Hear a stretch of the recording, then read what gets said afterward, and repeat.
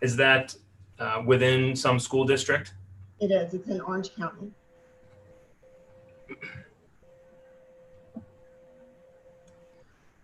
Can you tell me a bit about your children, ma'am? I have two boys. I have my oldest. His name is Tag. He is a gifted child. He's in the gifted program at Cornerstone. He's very active. He's very social. He plays sports. He plays football and baseball. He's played baseball since he was 3. And then my younger boy is in 2nd grade, also very active. Sports, he plays baseball and football. He is an exceptional runner. And I mean, they're just your typical little boys.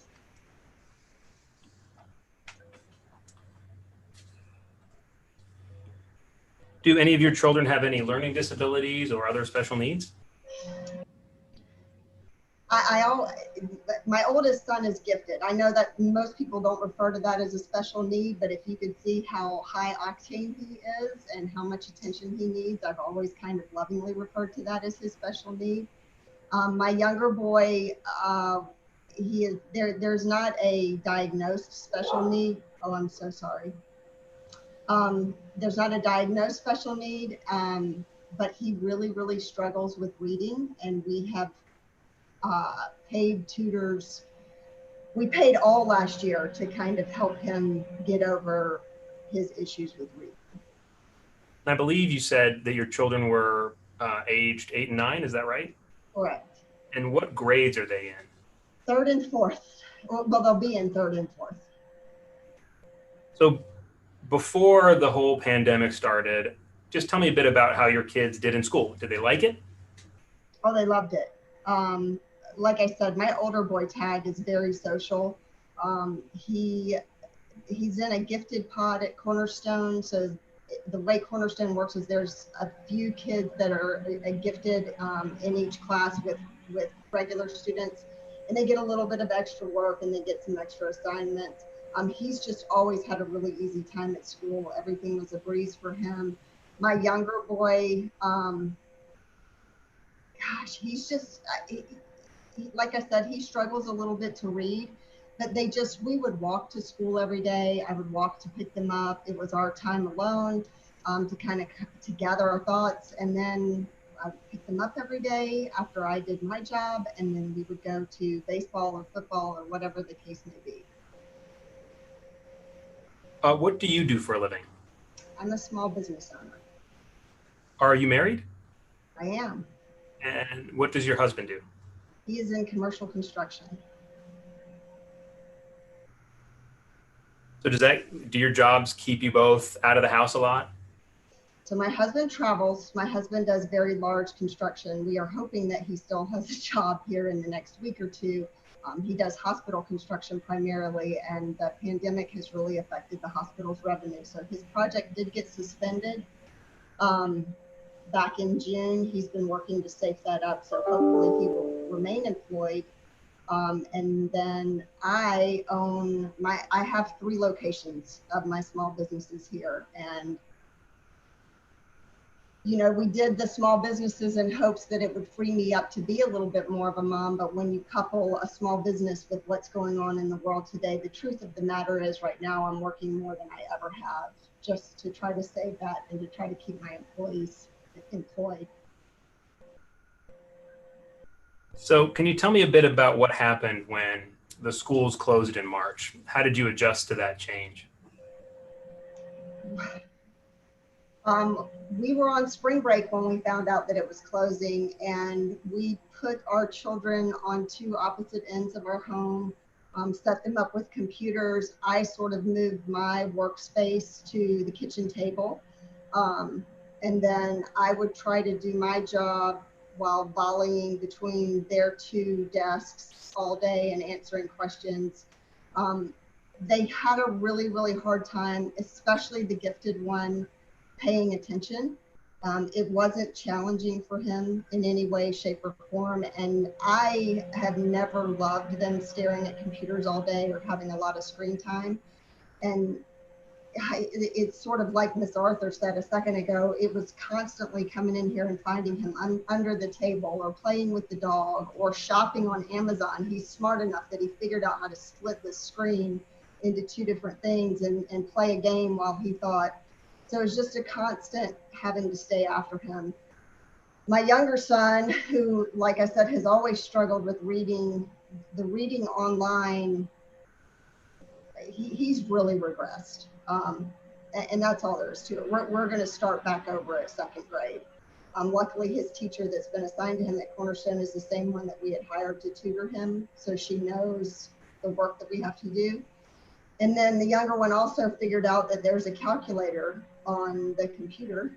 And so when math started, he would just pull the calculator up and start doing that. So it was a real, my husband was out of town. Most of his work is done in Tampa, so he's not here. We don't have family here. I lost my revenue in my small businesses, so I was making no money. I couldn't hire somebody to come in. So I was trying to do all of the things and make sure that they were staying on focus with what they were supposed to be doing. So it's tough. It was tough. And then we took all their sports away too. So it was a lot. So were you able to work, or were you basically a full-time teacher during the last part of the spring semester? So they only went to school for 3 hours a day. So we did school from about 8 to 1 o'clock every day. And then I would try to work, and I hate to even admit this, but the television and the switches became the babysitter. And luckily my older son could do his homework pretty well on his own. They did once a week do a gifted program Zoom meeting. But then my younger son, we would sit down to do his work. I would help him through that. And then, once I put them to bed every night, and this has been all through the summer, I work till 1:30 in the morning trying to do, that's the good thing I guess about being a small business owner is you do get to choose which 14 hours a day you work. What did you do with your children over the summer? I had this very detailed plan in place of all the camps they were going to go to, and a lot of those got canceled. They did get to go to a couple of camps, but we pretty much have been here stuck in the house. They have watched a lot of TV. I did do workbooks with them. I've tried to keep on top of things. I don't want to call myself a failure, but if I've ever failed at anything, it's been this shutdown and trying to manage everything. Well, tell me a bit about the regression that you've seen in your children that you mentioned since the spring semester. I would say probably the main regression that I've seen is I had two very active kids who never sat down, who never stopped playing, who never did anything.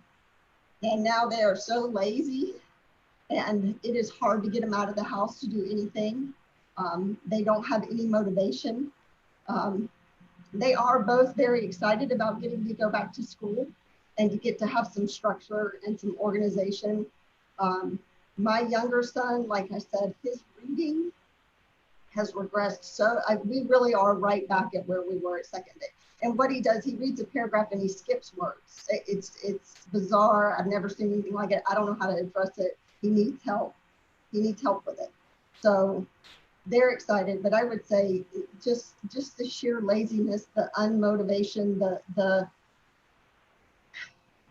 I don't know. They don't seem like kids anymore. They seem like teenagers.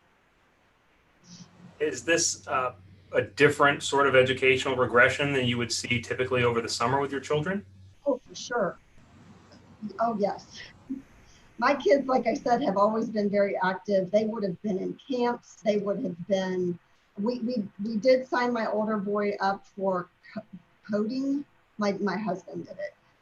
So that's a little bit of something that he's getting to do. But when you have two full-time working parents, it's hard to try to provide the level that a 9 or 10-year-old gifted child needs, or one that's reading regressed needs. I can't, and I talked to some friends of mine that had been furloughed.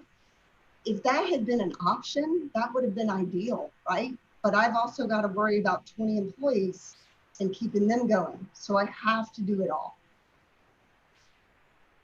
Can you tell me a little bit about how the actual remote learning worked for you? Was it a Zoom meeting? Did your children get homework assignments? How did that actually work? Yes, so it was a Zoom meeting. They had to be in their uniform in front of the computer every morning at 8, which was wonderful. And they worked with the teacher from 8 to 11, and I could work, and I would listen to, Holt, Tag, where are you? Come back to the screen. And then I would get up and I would go try to get them back in front of the computer. And then they had assignments in Google Classroom that they would have to do. My issue with those, and I don't want to say anything bad about Cornerstone because I really do love it, but it was do an hour of iReady and do an hour of Prodigy. And for someone who really struggles with screen time for my kids, to give them all of their homework on these computer games, and it just, I really struggled with it. Now, I did sit down with them and I bought Brain Quest and I bought highlights and things like that, but I'm not a trained teacher, so I did the best I could. But they didn't get a lot of, I even wrote the teachers at Cornerstone and I said, could you assign reading a book? Because when I ask them to read a book, it's a battle. But if you tell them they have to read a book, they'll do it. And they said it was easier, or it was better for them to be able to see their progress if they did it on Prodigy. Were you given an option by the school and the school district whether you wanted your kids to return in person or continue with remote learning? Yes, Have you chosen one of those options? I have. We are going back full face-to-face. Do you know when that is scheduled to start? They meet the teacher this Friday, the 21st, virtually. That's all day virtually. And then on Monday, they go back face-to-face. So based on your experience, I'm sorry? I just said, yay. So based on your experience over the summer and at the end of the last semester, what would you do if you were forced to go back to remote learning for your kids? My husband and I have had this conversation. We would have to figure out a way to hire someone that was qualified to come in and help us through this. And like I said, I since March, the beginning of March, I have made no money. And my husband's job is in real jeopardy. So we would be dipping into our retirement savings to educate our children. And based on your same experiences, do you think that remote learning can ever work for your children? I maybe when they're older, I mean, maybe when there's some discipline, but a second and third grader, which is what they were last year, and now a third and fourth grader, there's just that they don't have that attention span, and they need, I just think they need interaction. And I wish I could stand behind them both and do it all day. I can't. Are you afraid that in sending your kids back to school in person that they might contract COVID? I'm not, and I don't want to say that I'm not afraid that they're going to get COVID. I don't think anybody wants a viral respiratory ailment. Of what my view of it is, it's inevitable and it's not going anywhere anytime soon. And I can tell you the real impact that is happening to my children and their socialization. And we found my oldest son, who is very unemotional, 2 weeks ago crying in his bed at 12:30 at night. And went in and asked him what was wrong. And he said, I don't have any friends. Nobody likes me. So I can see firsthand the real impacts of what taking him away from every activity that he had is doing. And if I thought 9 more weeks or 6 more weeks, there wouldn't be a risk still, I just don't think that's the case. So I have to address the issue that I'm seeing firsthand on a day-to-day basis. May I have a moment, Your Honor? Sure, yes, sir.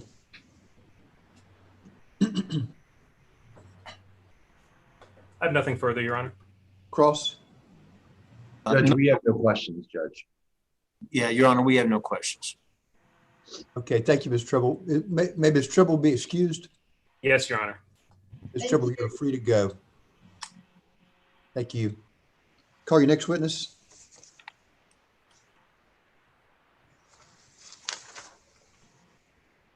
update calls Laura Pope. I believe she should be in the waiting room, Your Honor.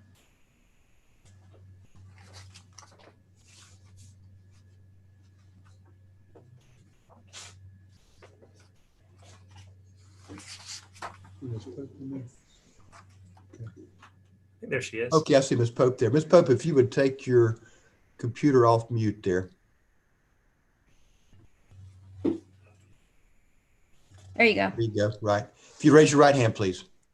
You swear the testimony you give today will be the truth, the whole truth, and nothing but the truth. Yes. Thank you, ma'am. Put your hand down, please. May I proceed, Your Honor? Yes, sir. Good morning, Ms. Pope. Can you see me? Yes, I can. Good morning. Good morning. So can you please start by just telling me where you live? I live in Palm Beach Gardens, Florida. Do you have any children? I have one child who is 16 years old. Okay. Does your child attend school? Yes. What school does your child attend? Connections Education Center of the Palm Beaches. And what kind of school is that? It's a charter school for autism. So tell me a bit about your child. My son, Chris, is 16. He was diagnosed with autism at 2.5. He has been getting services and has had an IEP basically since preschool. We lived in Connecticut and moved down to Florida 2 years ago. He is, for the most part, nonverbal and has sensory processing disorder. So those are his two main areas of difficulty within autism in general. Before the pandemic started, can you tell me a bit about schooling for your son? Did he go every day? How did that work? Every day, drop off was around 8:30 and pick up about 2:30. What were his classes like? So Connections really focuses on life skills and obviously working within the framework of a general education, but catering to the specific needs of autistic children and then drilling it down to the specific needs of the child. So focusing on speech therapy, occupational therapy, but again, the focus on life skills for being able to teach children how to be independent and then as well as socialize. Did he enjoy school? Yes, very much so. It's very much looking forward to every day, wake up in the morning, school, school, school, school. So simple words, he can say words, but very simple 1 to 2 words. When he was at school in person, did you notice progression in his education, behaviors, things like that? Yes, he made great strides at Connections. He was originally, when we first moved down, he was in the general district's school, but it wasn't working. So we put him at Connections and he made great progress, much better socialization, his speech getting better, be able to add, a third word to a possible sentence, just generally overall happy and less behavior issues, and being able to get through the day going from, his classes or transition from one activity to the next, and was making really great progress before everything sort of hit the skids, so to speak. Well, so now why don't you tell me about that? What happened when schools closed in March? Well, when we first originally thought maybe it was just going to be a couple weeks, he generally does okay for 1 to 2 weeks, like a school vacation. But anything after that starts to derail his progress and his ability to stay regulated. He's a routine seeker. He needs his routine. He's very focused on a routine. So when you do anything to change that routine, his sensory issues start to exacerbate. There's more stimming with his hands, rocking. Behaviors start to creep up, frustration. You could get anything from just sort of tapping the chin to literally banging his head against a wall. So as time just kept going on and the routine not being there, things just get harder and harder. What resources or guidance did the school provide you in March for remote learning? Well, they put together what they could in the short time that they had to prepare. And we have an iPad, so we were already had that part. Virtual classes and activities, some live one-on-one, once a week. But Christopher doesn't have the ability to generalize across environments. So he doesn't understand why he's doing schoolwork at home. School is school, home is home. So to put the iPad in front of him and then to start having to give him activities to do, you could get through maybe one activity for about 15 minutes, but that's where his threshold was. And if you try to do anything live, like you and I are doing, he doesn't understand that. He doesn't understand seeing another person, and that would cause more distress where he would throw the iPad and then become self-injurious or even aggressive toward me because I'm trying to force him to do something that he doesn't understand why he's doing. So it didn't work out so well. And I sort of had to scale back and just say, for his safety, my safety, and his general keeping him calm, knowing there's what we don't know what the end in sight is, I kind of just had to back off of the virtual. So roughly how many days did you attempt to do this before you backed off? I really did try from March until the end of the school year to at least log in once a day and to get him to do one or two activities.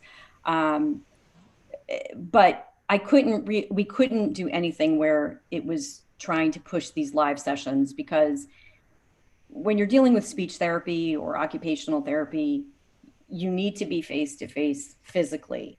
There needs to be modeling. He can't understand if he's trying to learn things. He has to see somebody's mouth move and how that works. And there needs to be, especially in OT, when you're trying to focus on handwriting, you need to have hand over hand. You can't do that through a screen. So it really didn't work. And the more I tried to force it at home, again, he knows I'm not his teacher. I'm mom. So this whole thing really just threw him for a loop. So I did the best I could, logged on when I could, get him to do an activity here or there. But again, I chose not to push his limits for everyone's sanity. Did you have a full-time job during that time? I did. I'm a real estate agent. And granted, that gives you a flexible schedule, but if you have a child that you have to take care of, you clearly can't try to sell real estate. So I haven't basically done a thing for months. So. Are you married? I am. And what does your spouse do for a living? My husband is a financial advisor.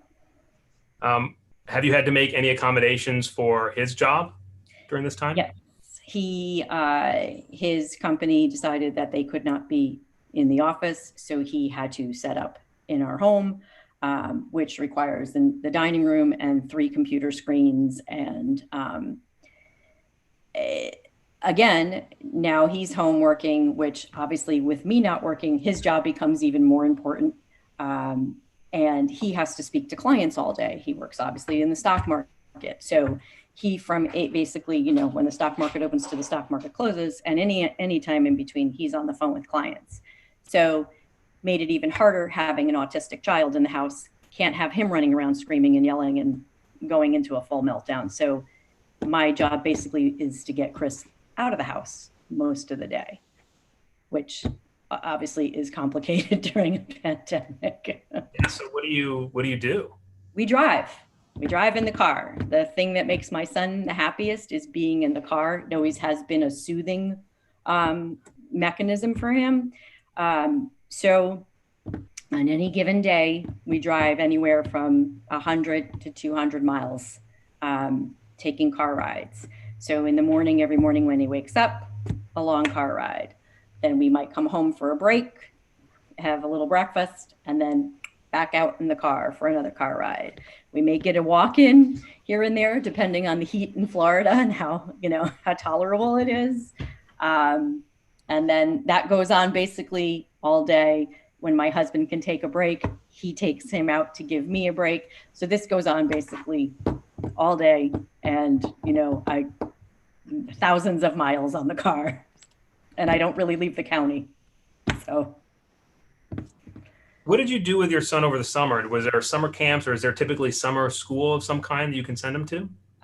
the school normally does a 2-week summer school, and then they do a summer camp. Obviously, that was canceled. My son has been going to a sleepover camp for special needs children since he was 6 up in upstate New York, but that was canceled due to the pandemic. So we basically just did things around here, and again, driving, walking, taking walks. He would swim here and there in the swimming pool or the beach, again, depending on the weather and how hot it is. But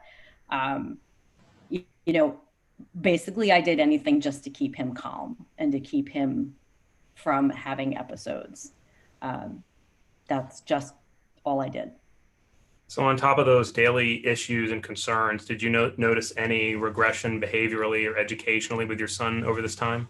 Yeah, he's regressed. I mean, his stimming with constant repeating of just the same word over and over and over, or the rocking. I mean, all the things that just sort of just are signs that he's not able to calm himself, have just gotten more and more severe. Used to pretty much be able to keep him level, but the anxiety, I think it's mostly anxiety at this point. Everything just sort of just raises his level up, the slightest thing. I've gotten him used to wearing a mask. That took some time because obviously when school does return, he's got to wear a mask. So that took some training, but he's coming along with that. But with that comes also, that anxiety. So there's just a large sense of anxiety right now with him. And we're trying to see what we can do to reduce that. Were you given an option recently by the school district whether or not to have your son return to his school in person? So Connections generally follows, to a certain degree, the district. So they are starting virtually come Monday, this coming Monday, the 24th. They opted to start a week earlier virtually than the district. But they are following the district as far as when brick and mortar opens. So when the district decides to open brick and mortar, then Connections will open brick and mortar, but they will slowly open. They will only return 2 days a week for 2 hours, which I'm not really sure what that accomplishes. And then when we get to phase 3, they will open 4 days a week for half a day. So I don't know when they will actually be open 5 days a week for a full day. So what would you prefer if given the option for your son? Well, I prefer, I would, in my opinion, opening virtually doesn't help me. It doesn't help my son. It's not an appropriate education for him. So I would rather they wait and open completely full time. That would be the best scenario. How do you think you would manage if you were required to keep your son at home during doing some remote education in the future? Again, I don't even know how I'm going to get him to go back into it. I've tried this past week to bring up the subject and put the iPad in front of him and say, hey, we're going to start doing schoolwork. An immediate reaction of anxiety. No school. And then the iPad goes across the room. So I'm not sure how I'm going to even be able to. I've already told the school that we just may not participate in any kind of way until they actually open, because I can't do any more damage. You know, I can't be part of doing any more damage to my son's mental well-being at this point, and my own.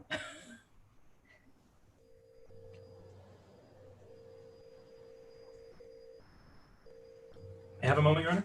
Sure, yes, sir.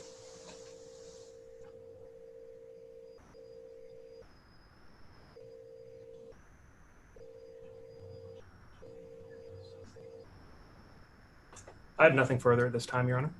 Cross. Your Honor, we have no cross. Neither we, Okay, neither and, do we. Ms. Pope, you are free to go. May Ms. Pope be excused? Yes, Your Honor. All right, Ms. Pope, you are free to go. Thank you very much. Yes, ma'am. Thank you. Thank you. Bye-bye. Call your next witness. May I just have one moment, Your Honor, just to see who we have waiting? I see Glenton Gilzine is in the waiting room. Okay. Yep, that will be good. We will call Glenn Gilzine then, please. Okay, if you'd go ahead and let him in, Ms. Jessica Turner.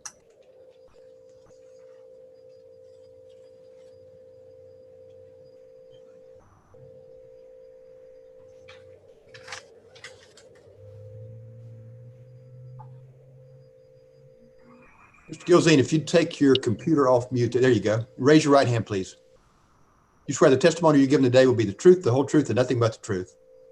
Yes, sir. Thank you, sir. You can put your hand down. May I proceed, Your Honor? Yes, sir. All right, would you give us your full name, sir? Glenton Gilzine Jr., And Mr. Gilzine, where do you live?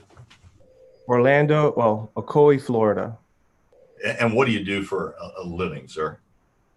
I'm the president and CEO of the Central Florida Urban League.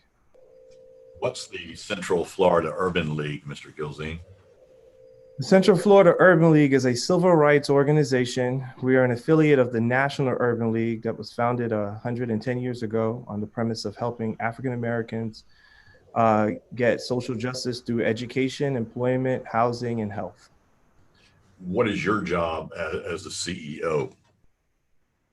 My job is to provide leadership and guidance to the staff, to the board, and then more importantly, obtain services for my community. You mentioned that one of the things that you promote and seek as part of the Urban League is education. Can you help us understand that a bit better? Yes, my board agreed to follow my some keywords from my mom and my upbringing, which is, she said, "Baby, ain't nobody gonna hire you if you can't read, and ain't nobody gonna invest in you if you have no work experience." So we have revamped our mission statement to focus on the 3 E's: education, employment, entrepreneurship. And in our education program, we help at-risk youth through mentoring, and then we also provide educational support like tutoring. Have you had any involvement, sir, with the Reopen Florida Task Force? Yes, sir. Can you tell the court first what the Reopen Florida Task Force is, and then what's your role? The governor launched a task force, selected a number of individuals from the private sector, community sector, and the role was to provide guidance on how to properly and safely open up Florida. And education any part of what you're looking at as part of the Reopen Florida Task Force? Yes, sir. Education and also businesses. One of the things that was super important to me and my constituents is that we've always said that the schools and the African-American businesses in our community are the 2 major anchors that supports our community.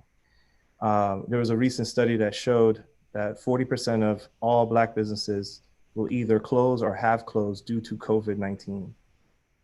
So being a member of that task force, it was super important that we advocated to ensure that schools and our businesses get the support they need, because without those 2 major pillars, there is no African-American community. Do you have any concern as a member of the African American community and as a chief executive officer of the Urban League about the schools remaining closed and what impact that might have? Yes, absolutely. In some cases, the school is the most safest place for our children, our babies. And also, it provides a lot of nutritional support in addition to the social and emotional supports. Do you have any personal experience with the Florida public school system, sir? Yes, sir. Tell us what that is. Uh-oh, did I lose everybody? Can you hear me now? Oh, yes, I can. It just froze a second ago. Yes, I'm a proud graduate of Broward County Public Schools, graduated from Nova High School. Go Titans. Okay. You mentioned that the school is the safest place for certain students. What do you mean by that, sir? What's your basis to say that? Working in underserved communities mostly minorities, low income. In some cases, the school is where we get nutritional support. And I can speak for myself. Growing up, that's where I was able to get a healthy meal. My mom and my dad did as much as they could, but they had to work multiple jobs, and the school was actually a safe haven for me. And I know that firsthand, and I know that countless a number of low-income minority African-American students face the same struggles. That's the reason why I took this job, to fight for them. Have you had any experience as a school board member, Mr. Gilson? Yes, sir. Tell us what that experience has been. Had the privilege of serving in the Pinellas County School Board system, representing District 9. The schools in District 9 were majority minority students. Was also the lowest income part of Pinellas County. I represented District 7, and all the students there, I said District 9, but I meant District 7, sorry. And we covered all the students down in the South County of Pinellas County. Based on your experience there in Pinellas County as a board member, what's your view on the importance of reopening schools? Again, ensuring that children, especially low-income children, have the necessary supports, social, emotional, but more importantly, nutritional and safety that a school offers. Okay, have you ever referred to the phrase school to prison pipeline? Yes, sir. And that's a real fear within in our community. What's the fear? I know you told me what that was, but explain, if you would, to the court what you're talking about when you use that phrase of yours. Yes, so we understand that without quality schools, quality education, there was a recent study that showed that more than 60% of individuals who are incarcerated today in Florida's prisons lack a high school diploma, have reading scores that are tremendously poor. So we understand that if the education components, if the education supports are not there, you're basically feeding into the school to prison pipeline. And as a member of the school board, were you called upon to have to make tough decisions about policies, what to do with your particular school district? Oh, absolutely. That's part of the job.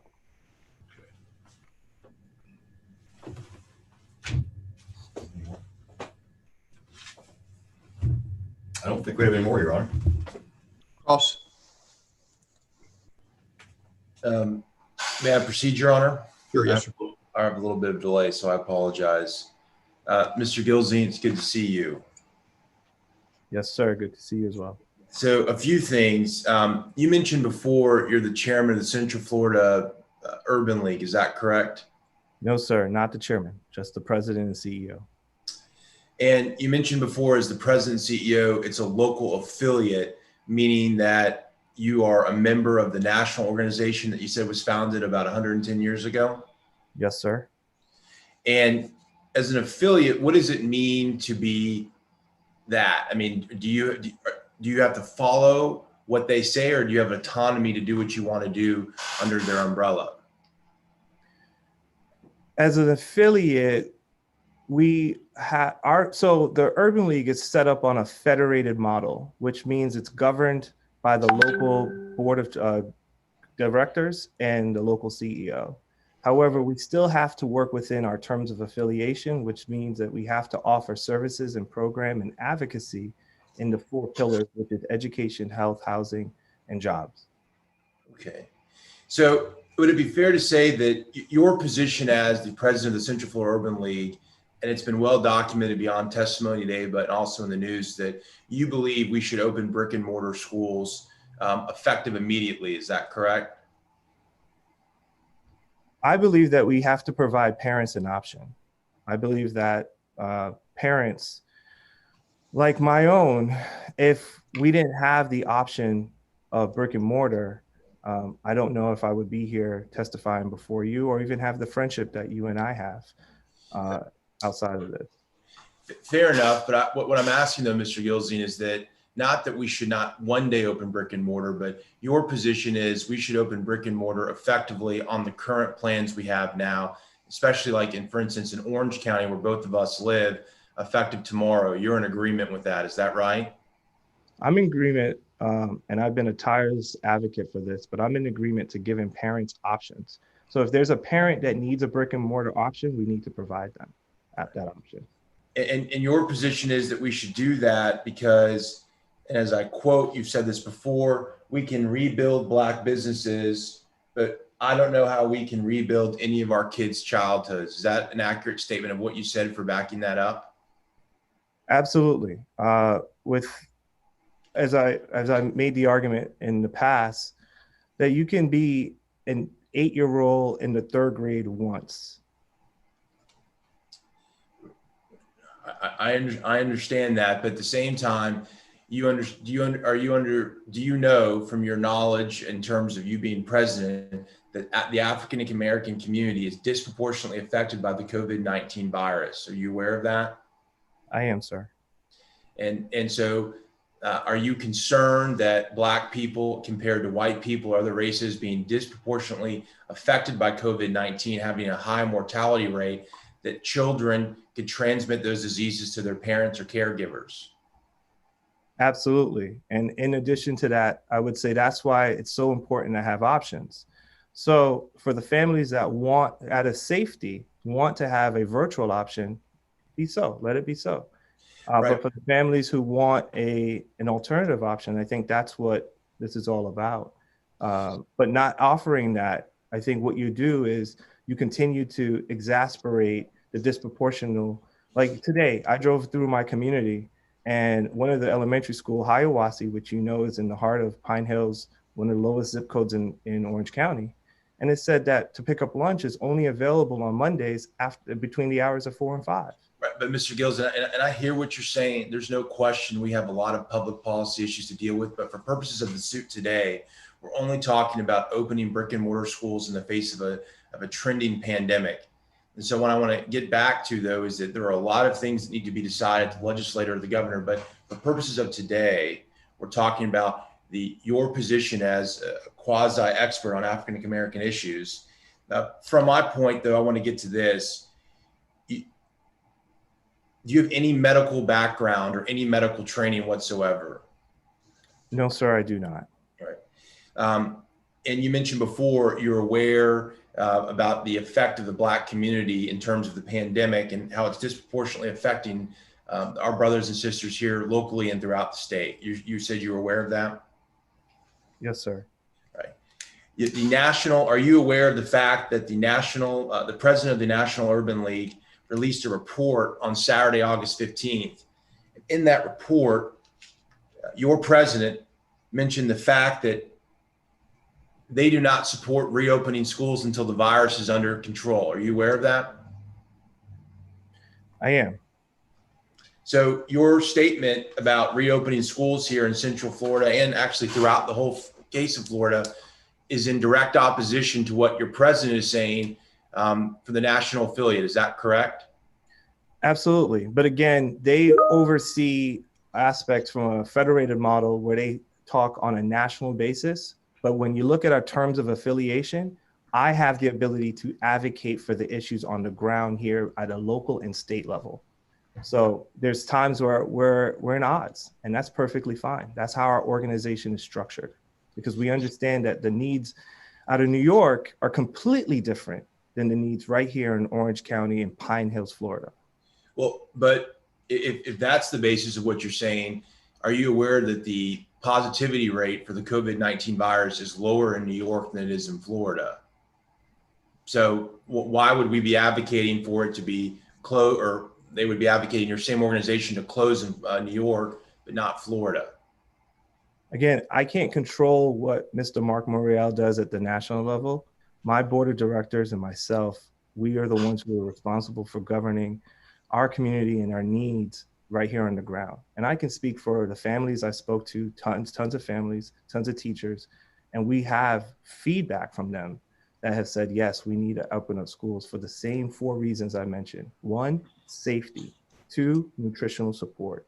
3, the social and emotional things that a school offers for our kids. And again, we're not arguing that it needs to only be brick and mortar. We're arguing that, hey, we need to have options. And the more options that we can provide, that's the best way that we're going to improve this generational curse that's out there, generational poverty. And that's what I'm in the business of doing, is ending that generational curse. Fair enough. And I understand what your work is, but in terms of, again, going back to what this suit's about, you mentioned before about African Americans or, excuse me, people who have lower socioeconomical availability. For instance, they don't have the ability to go on beach trips or have boats or things like that, that rely on getting fed breakfast or lunch through school. Are you aware, in fact, while we were in virtual learning or while we were in lockdown, Orange County specifically was able to provide food for students who needed it? Are you aware of that? Yes, sir, on select days. And also, and specifically going back to the point with Orange County, the nearest site for the local African-American community was actually about 7 miles, right? So you're asking someone who may have a barrier to transportation, and we know how sadly the infrastructure is for transportation here in Orange County, to jump on a bus that may take them about an hour or so to go get food and then come back, right? So what I'm advocating is that if we have that opportunity where the neighborhood school is back open, now that child is receiving the nutritional support, the safety support, and the social and emotional piece. Again, it's not for everyone, but I'm just saying that when you factor in the components, when you factor in the generational poverty curse, that's why we're advocating for this, because we know we need it. And I understand what you're advocating for, but I want to get back to it, because part of your goal, as you said, is to protect Black children, African-American children, right? That's what you want to do. Yes, sir. You want to protect Black families and Black teachers and Black bus drivers. And I assume white teachers and white bus drivers too, all alike, right? Absolutely. Right. Are you aware, even though you have no medical background, that even if people choose or not choose to go to certain places, the virus can be transmitted? And it doesn't have, the virus doesn't choose between Black and white. It just goes to where the person is. Are you aware of that? I am. So under your position about that, we have to provide all these things for people. You also understand that, just like your National Association has said, that there's a balancing test, and you have to be able to protect the safety and well-being of your citizens versus providing, occasional meals. So I guess my question is directly to you, Mr. Gilson, is that, don't you think it's more important to protect people from a pandemic than to rush to opening back to schools? There's no question we want to open schools at some point. Why not do it when it's safe? And the medical experts agree with it. Is there a question in there somewhere, Your Honor? Just check. I'll rephrase it, Your Honor. Why would you, let me put it this way, to be direct. Isn't it more important to protect African Americans from dying or having long-term harm from the virus than opening schools up now?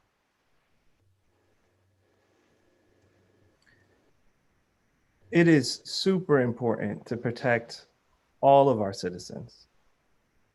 But what I will also add to that is that we, just like your little ones, they have access to educational options. I'm arguing, let's not rob our community. Our community has been decimated. You know, right here in Orange County, that the African-American wealth is less than $18,000. Black people in Orange County. That's not what I'm asking, though. I'm asking. Your Honor, can the witness, excuse me, we listened to, 4-minute questions. Can the witness at least have the opportunity to answer without interruption? He's being unresponsive, Your Honor. Ask the question again, Mr. Stewart. Let's start over. Mr. Gielsen, from your position as the Central Florida president of the Urban League, is it more important to protect children and their parents and caregivers from the virus, or to open schools? What's more important?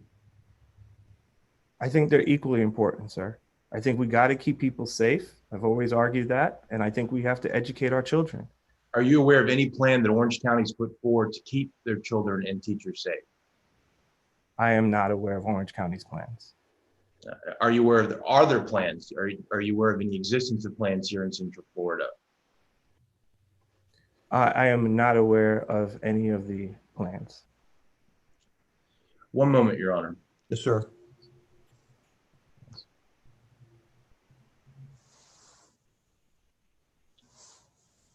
One more line of questioning, Your Honor. Mr. Gielsen, part of the complaint of our case is opening schools at a later time. Going on with your line of question about giving access, what's the danger of waiting 1 more month or 2 more months to open schools versus opening now when the pandemic's still raging? So studies have shown that there's a thing called the summer learning slide. And what happens is that a child loses a lot of the stuff that they learned in the school year just in a 2-month period.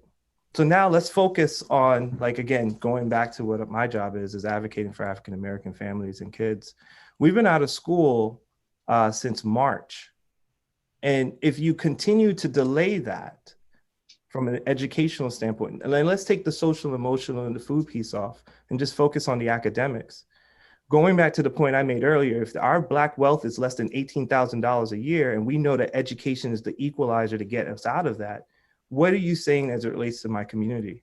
Are we saying that we're going to continue to keep them down and oppress? So that's why it's important to provide the option. Again, we need to make sure that the educational opportunities exist. For those parents who need a virtual option, give it to them. But for a lot of parents, they said that, and I'll use my mom as the example. My mom dropped out of high school, right? And she had to work multiple jobs just to keep the roof over our heads and kept us fed. Now, if she had to also be the teacher and instructor and trying to figure it out, again, I wouldn't be here. And you and I, yes, sir, go ahead. But that's not, and I appreciate your life story and what your parents did for you, but that's not what I'm talking about. That's not what this suit's about. And you answered my question. Your position is, so we're clear, that even in the face of a pandemic, you believe we should open schools effectively tomorrow in Orange County and give people the option to go back in brick and mortar, even though we're still in the midst of a pandemic here locally in Orange County. I am advocating for that mom who's not here, who has to work 2 jobs and has an 8-year-old that she can't leave him at home. And she doesn't have the opportunity to work from home. So what she needs is an opportunity for her child to get a good education in an environment that's safe and provides the nutritional support. What about the Black teachers who are going to get infected with the virus? What about them? So again, I think having these options, you can have that Black teacher, the district, Dr. Jenkins, to say, hey, you know what? And I hope the unions locally will allow that, where the teacher can actually provide their educational service online. But there's teachers I know for a fact that says, you know what? I want to be in the classroom with the child because I know what I can do to help them academically and socially, emotionally. So for those who feel unsafe, let them go into a virtual opportunity. And that's what I think this is all about. Just create the options for the people who need it. But what if there aren't options for teachers and they have to go back? And like yesterday, there was testimony about teachers here locally who, despite medical conditions or medical conditions of loved ones, are being ordered to go back and teach in person. What about them? I would say that the local district, you have, the local district, the local school board members, they have to listen to their residents and they have to create the options. That's why they were elected. Let them be able to figure it out. They have to, because to say that the options don't exist and not to provide it, then that's really a collective bargaining issue, right? And that's one of the things that. No, Mr. Gills, and actually the local school boards, as I know you're aware, have voted saying that their hands are tied and they have to follow the executive order from Commissioner Corcoran and Governor DeSantis, despite the fact they don't want to. So your statement about the county, Orange County, being able to make their own decisions is inaccurate. So again, I want to ask you, as a leader of the community, what do you say to teachers who are being ordered to go back to school? Just to deal with it? No, sir. What I'm saying is that the district has to find a way to provide the option. And I truly believe that the district does have options to choose. They need to make the choices.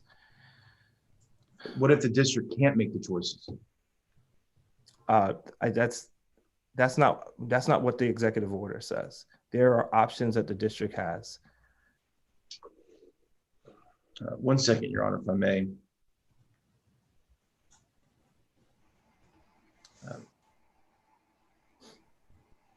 A few more questions.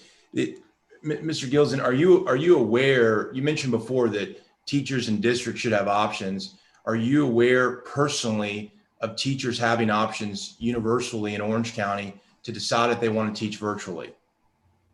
No, sir, I'm not aware of that. So, we're less than 24 hours of school opening. And again, I want to ask you, you not being aware of and ensuring that teachers have options. And just like you said, that you want parents to have options, I'm sure you would agree, like you said, that teachers should have options, correct? Absolutely. Just object. He's now gotten to the same question about 6 different times. It's been answered that many. I think Mr. Gilzean's answered that question.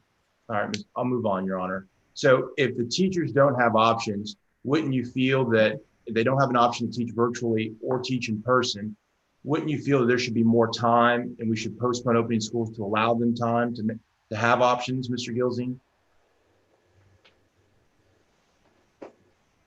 I think the district, the school district should be working diligently to create the necessary options available for students and also teachers as well. And I think we need to make sure that our families get the tools and the resources they need. That's not what I asked, Mr. Gilzean. What I asked was that since you don't know teachers have options and there's testimony before the court that teachers are being forced to go back, should Orange County delay opening to allow teachers to have the option to be virtual versus in person? No, I think that Orange County should provide they need to work overtime and figure out how to create those environments. They did it in March where they went online, and I think that they can do the same thing now. You mean they could just teach, back in March, everyone taught virtually or online. So you mean that's what we should do? No, sir. What I'm saying is that they have the ability to come up with a system. That's how our democracy works, right? If the people want something, then the leaders need to figure out how to make that happen. No further questions, Your Honor. And you redirect. No, Your Honor. Thank you, Mr. Gilzean. Is Mr. Gilzean free to leave? Yes, Your Honor. Yes, sir. You're free to leave. Thank you, sir. Thank you. Do you want to go on to your next witness now, or do you want to take a short break? I think it'd be prudent to take a short break. I need to set up a fair number of documents with this next witness. Okay, let's take a 10-minute break. Court will be in recess for 10 minutes. Thank you, Your Honor. May we inquire who the witness will be? Dr. Bacciararo. Same one I told you. Thank you, David. And Jane. Thanks. Yeah.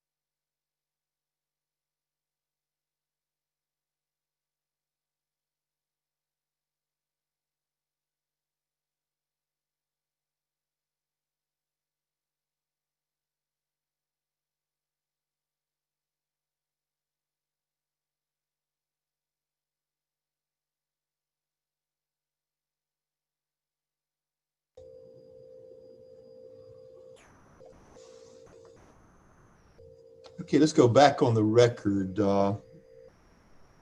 Who's your next witness now, Mr. Wells? Our next witness is Dr. Bhattacharya. All right, Dr. Bhattacharya is, I'll go ahead and admit him now.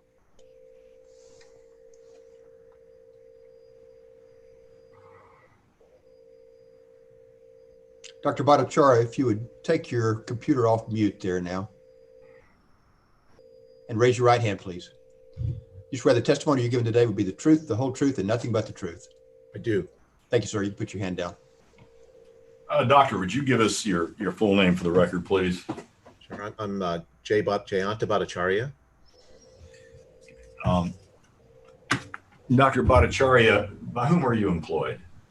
I'm employed by Stanford University. What do you do at Stanford University, doctor? I'm a professor of medicine here at Stanford. How long have you been at the Stanford University? I've been teaching here since 2001. I was a student here before that. Okay. Do you have any role with the Stanford Center for Demography and Economics of Health and Aging? Yes, I'm the director of that entity. I've been directing that, I think, since 2008. Mr. Hill, can we pull up the doctor's CV and I'll just go ahead and get him to identify it. Judge, can you let us put a exhibit in, please, sir? Hang on just 1 second, please. Yes, sir. It's ready now.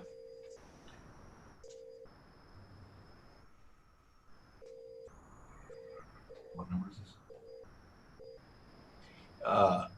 Dr. Bhattacharya, I'm going to show you what's marked as Defendant's Exhibit 8. And obviously, you've only got the full screen, but does this say current CV? It's the most June 2020. I think that's the last time I updated it. Okay. And does it accurately reflect your curriculum vitae through that time at least? Yes. Okay, you can take it down. Tell us about your educational background, doctor. Sure. So I did my undergraduate degree at Stanford in economics, as well as pre-medical in, I think it was 86 to 1990. Then in 1990, I started medical school also at Stanford University. And in 1991, I started a PhD in economics at Stanford. Completed both. Were you doing your PhD in medical school at the same time? I was, yes. Okay. Did you graduate from medical school at Stanford, sir? I did in 1997. And did you get your PhD from Stanford as well? I did in 2000, although I left to work at RAND, which is a think tank in Santa Monica in 1998. What was your PhD in? It was in economics. And you mentioned you worked at RAND in a think tank. Can you tell us what that was? Sure. So I was employed as an economist at RAND Corporation, studying health policy and health economics issues. So there I wrote some articles on HIV, a range of other topics. Okay. Have you ever had any involvement with the Hoover Institution? I was for about 6 months. I think I was when I was a junior faculty member, I was a national fellow or a research fellow. I don't remember the exact title. Okay. And have you had any employment at or association rather with the National Bureau of Economic Research? I do. Since I'm a research associate there, which is sort of what happens when you get a full professorship and they appoint you to that. And what is the National Bureau of Economic Research? It's a collection of economists from around the country that meet together, talk about economic topics, publish articles and working papers. It's a selective organization, so you have to be invited to participate. Okay. What is the Stanford Institute for Economic Policy Research? Stanford Institute for Economic Policy Research is an institute here at Stanford. It focused on, as the title says, economic policy on a range of topics. It includes folks who do health economics. In fact, it's run by a health economist. So, and it also, just like the National Bureau of Economic Research, is focused on serving as a clearinghouse and a place for discussion of economic policy topics. What is health economics? So health economics is the study of the healthcare system. It encompasses a wide range of topics, including things like the effects of education on health, the policy for infectious, sort of public health policy toward infectious disease. It encompasses obviously financing of healthcare, the evaluation of the quality of medical services, a whole range of topics related to health and healthcare provision. Have you published scholarly journals in the medical research field? I have. I think I don't remember the number exactly, but something over 135 papers in peer-reviewed journals. Do you have a primary area of research, Doctor? I mean, I'm a health economist, so that's my primary area. But as I said, it encompasses a very wide set of topics. I'm sorry, please go ahead. Yeah, so I've ended up publishing in medical journals, in epidemiology journals, in health policy journals, in health economics journals, statistics journals, just a whole range of disciplines that touch on health economics. Does your research include economic epidemiology? It does. Could you just explain for all of us here who aren't economic epidemiologists what that means? Sure. So it's obviously related to epidemiology. The main unique twist on epidemiology is that economic epidemiologists analyze how risk of a disease in a population induces changes in behavior toward that risk. So when disease prevalence is higher, for instance, people are more likely to wear masks. That sounds like a very simple idea, but it turns out that when you incorporate it into the models, it changes the results of the epidemiologic models in fundamental ways. I'm sorry. What is epidemiology? Can you just break that down for us? Sure. Epidemiology is the study of disease, of disease, and the how common disease is, what its consequences are.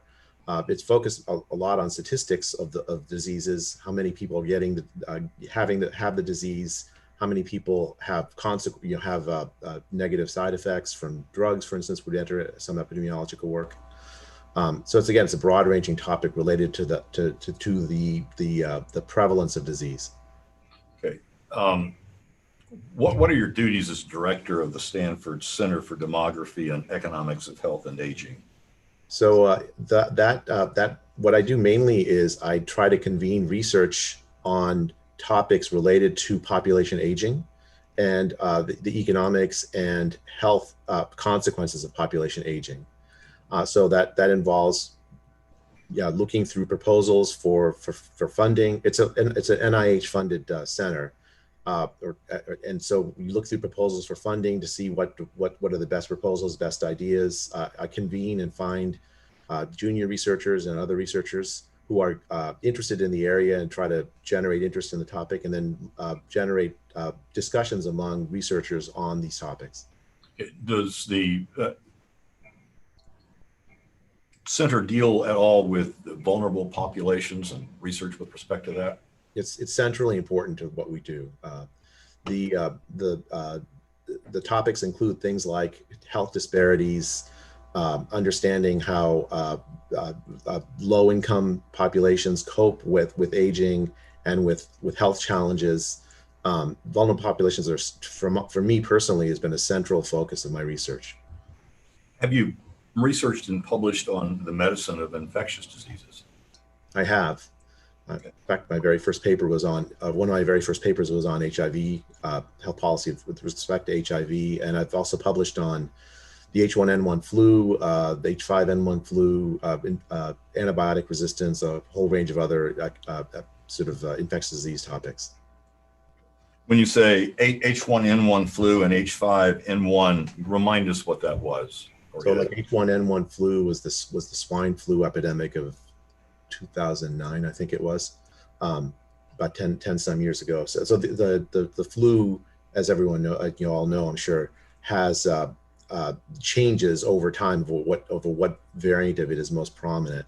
And so there's a nomenclature for that. I don't remember exactly the year for H5N1, but that was a year where that particular variant of the flu was very, very common.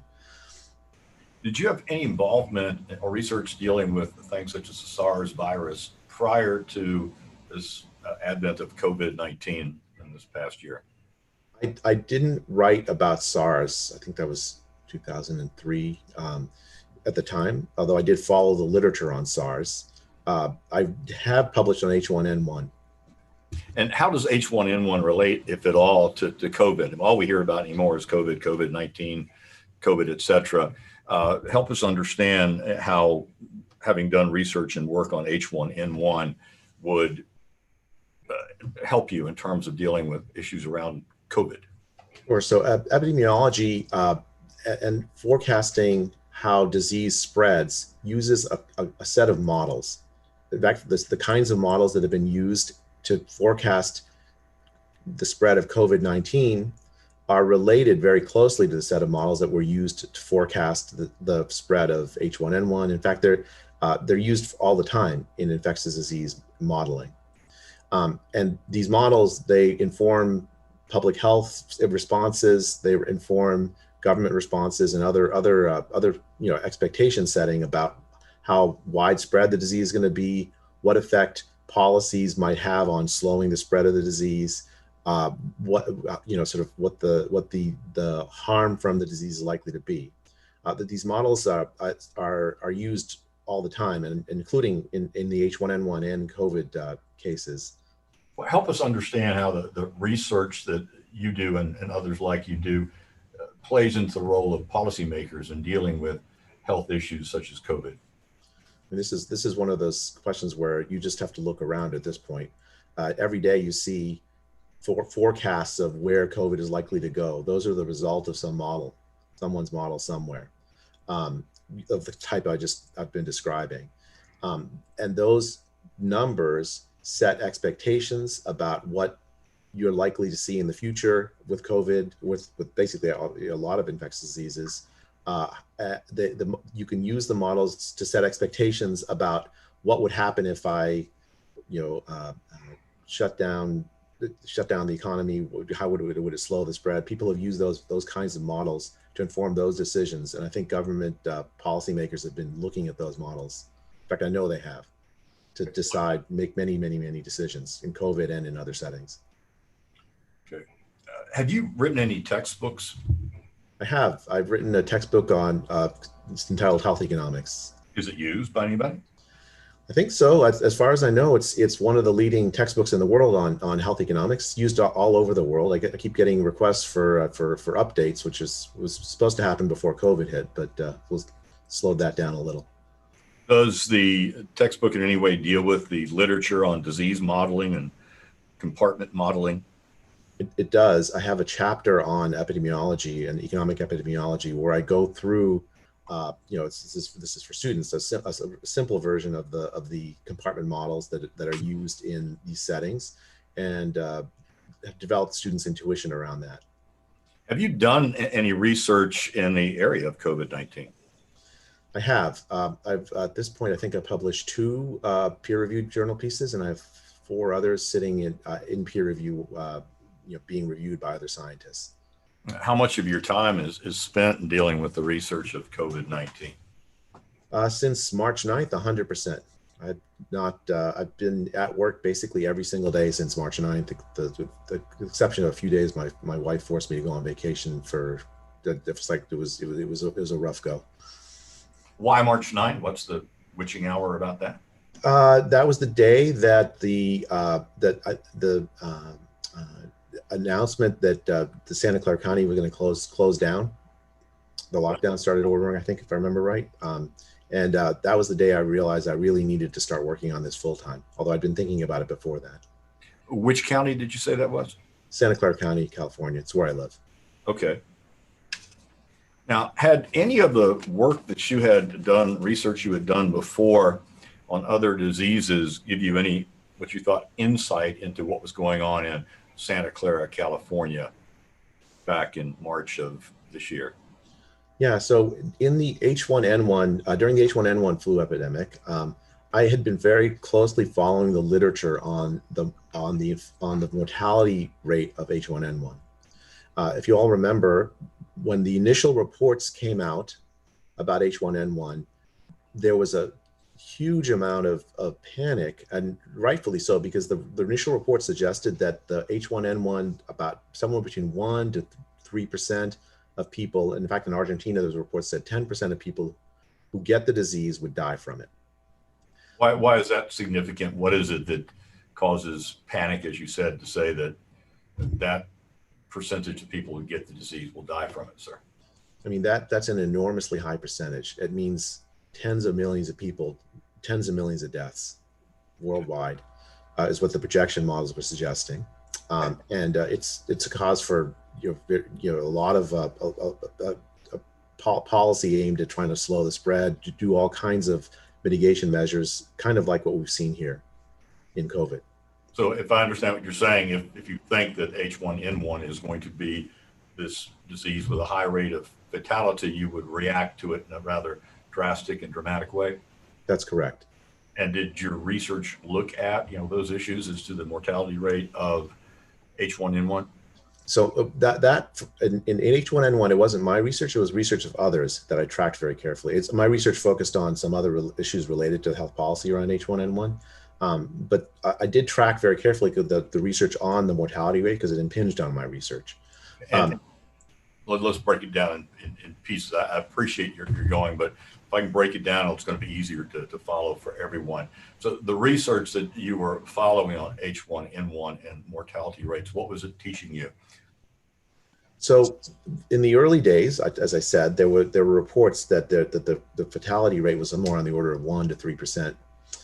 Those studies were based on case reports and on PCR testing of H1N1. PCR testing is the kind of testing that's done to check if you actively have the virus in you at the time.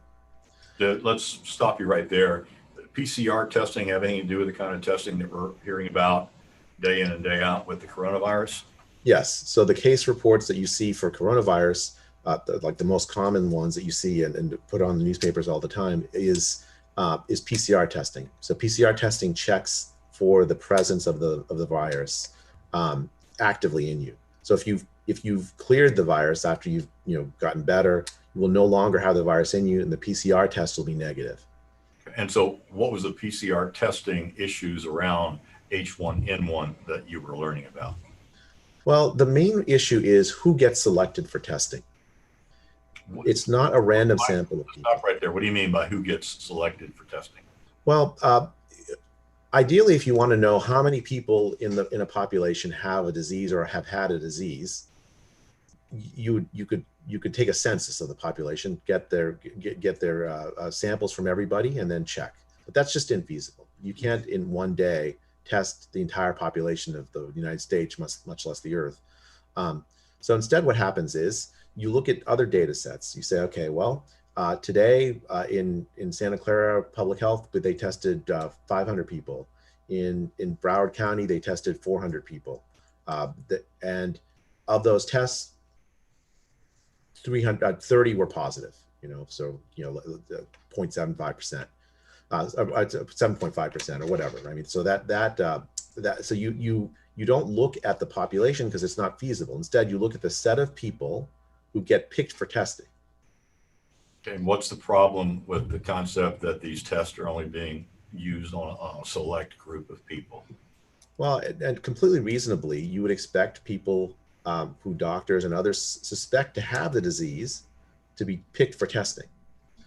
You want to reserve these tests, especially when they're in relatively limited supply, to the people where it would make some clinical difference. And so that's what tends to happen. The testing has been in the H1N1 setting, and I think also early, especially even now in the COVID setting, is done on patients that are more likely to have the disease. And why does what does that? Well, let me strike back up a little bit. What does the fact that you're testing people that you think are likely to have a disease do with the concept of how fatal a disease might be, or the percentage of fatality? Right. So if you test people selectively with symptoms, you're selecting people with a more severe form of the disease, especially for diseases that have a range of symptoms ranging from very, very mild or no symptoms to deadly viral pneumonia like we see with COVID. You tend to pick people who are more severely ill. And as a result, you end up with a higher death rate among the people who test positive than you would if you selected the entire population at large randomly. And why would that concern you as a medical professional epidemiologist if the death rate is being overstated by using a select group? Well, if you think about what the right policy response is, you would do a very, very different policy response if the death rate is somewhere on the order of, or if the case fatality rate is somewhere on the order of 3% or what, 3%. That warrants a very, very severe response from a policy point of view. And also from a personal point of view. I mean, you will take precautions much more effectively than much more with alacrity if you are facing a disease that has such a high death rate.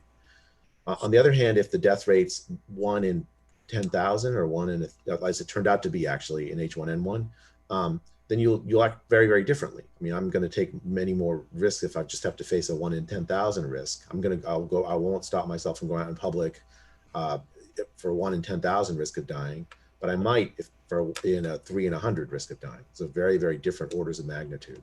Well, let me stop you there. When you're talking about making these decisions, whether it's opening businesses, closing businesses, or whether I wear a mask, you're talking about a risk-based analysis?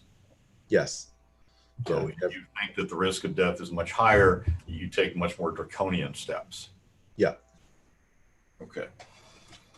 All right. So as COVID unwound in March in Santa Clara, did your prior research and review in the area of H1N1 lead you to come up with any type of a hypothesis about what might be happening there? Did. Let me circle back to the story about H1N1. The early reports were on mortality based on these PCR-based tests where they look to see if the virus is active in you. Another kind of test is an antibody test. An antibody test is different than the PCR test because it doesn't just check whether the virus is active, but it checks to see if you have antibodies that persist after you've had the disease in the first place. Even after you've cleared the virus, very often antibodies last, and it's turned out to be certainly true for H1N1 and also for COVID. If you measure the prevalence of antibodies in the population using closer to a random sample, then you have a better idea of how many people actually got the disease. That's what happened with H1N1. A whole series of antibody studies, they're called seroprevalence studies, were conducted. And what the researchers found was that the disease was way more widespread than people had realized based on just the case reports in H1N1. So let me stop you right there. So seroprevalence, that's S-C-R-O prevalence? S-E-R-O prevalence. And what sero is blood? Sero is blood.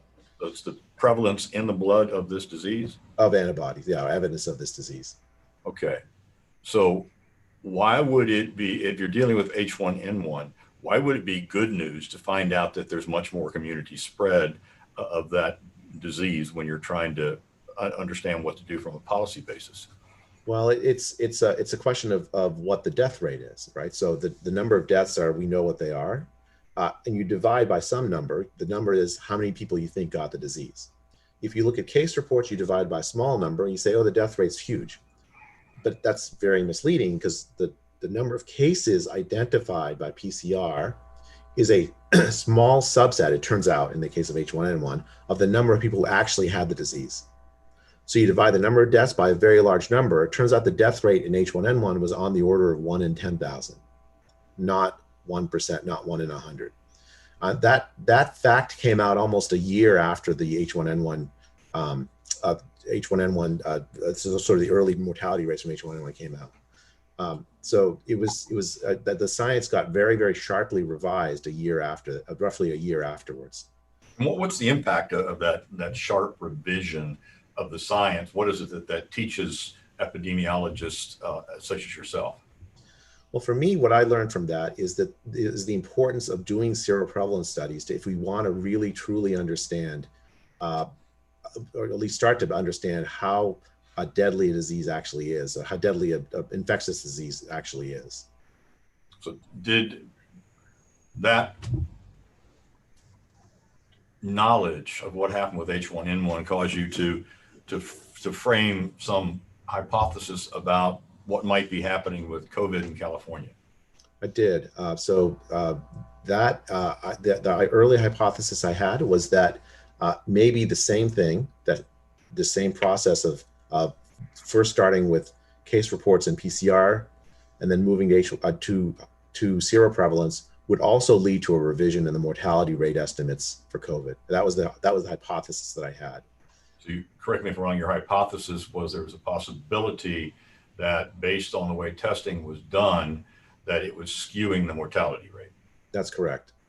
And your thought was to test that and see if it were true? Yes. So at first, let me stop you right there and ask a question. You know, my last science course was so long ago, I can't remember it, but scientific methods, a hypothesis, and then you test it. That's how science works, right? You have to have some idea and that you're looking at, and you have to be open to that your idea might be wrong. And you have to devise tests that check to see if your idea is wrong. I mean, I've had many ideas that turned out to be wrong. It's just normal. I mean, if you don't have ideas that you test that turn out to be wrong, you're not being honest with yourself. Okay. As the coronavirus unwound, that may not be the right word, but as it started rolling there in Santa Clara, California, did you share that hypothesis, your thought that might be the problem? I did. So first with some of my colleagues and former students, and then we started looking at the data. There were no prevalence studies of the sort that I really wanted done, but there were some indications in other data that maybe the hypothesis is true. So we looked at the data from this Diamond Princess cruise where so many people got COVID.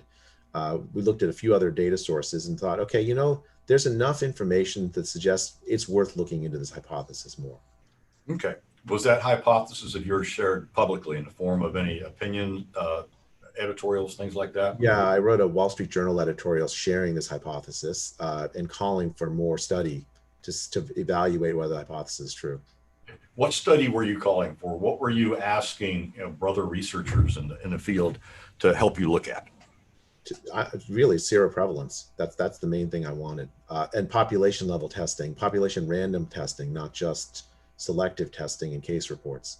Okay, and have you published papers on seroprevalence of COVID-19? I have. So I have a published paper in the Journal of the American Medical Association on seroprevalence of COVID-19 in Los Angeles County. And I have a couple of other papers, one in Santa Clara and one for Major League Baseball, where we have seroprevalence studies that are in peer review right now. Okay. Now, when you say peer reviewed, just help everybody understand, what's that mean for an article to be peer reviewed? So when you publish an article in a scientific journal, you don't just get to publish it because the editor says so. What happens is they send it out to other scientists who read the paper, ask you questions, force you to make changes, essentially, where they find errors, they make you correct them. And then after all of that, after several revisions are done, the editor then makes a decision whether to publish or not to publish. It's a pretty rigorous process generally. It's not perfect, of course, but it sort of holds scientists honest. What is a preprint paper? A preprint paper is not a peer-reviewed paper. It's a paper where essentially you say, here's my preliminary results. And then you ask the scientific community to look at it and say, well, what do you think? Where have we made mistakes? How can we correct it? Preprints are usually done before publication in order to help improve the quality of the paper. So when you submit it for peer review, it's in much stronger shape. Okay, so if I understand it, you let it out there, other people can take their best shots at it and make suggestions or changes, and then ultimately finds its way into the article that's peer reviewed.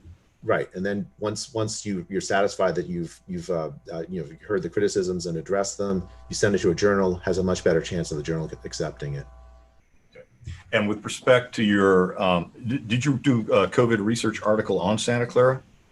I did. I had a peer-reviewed, preprint article that we put out on a preprint server on Santa Clara, and then we have two versions that I think up. Second version responding to the criticisms we heard in the first.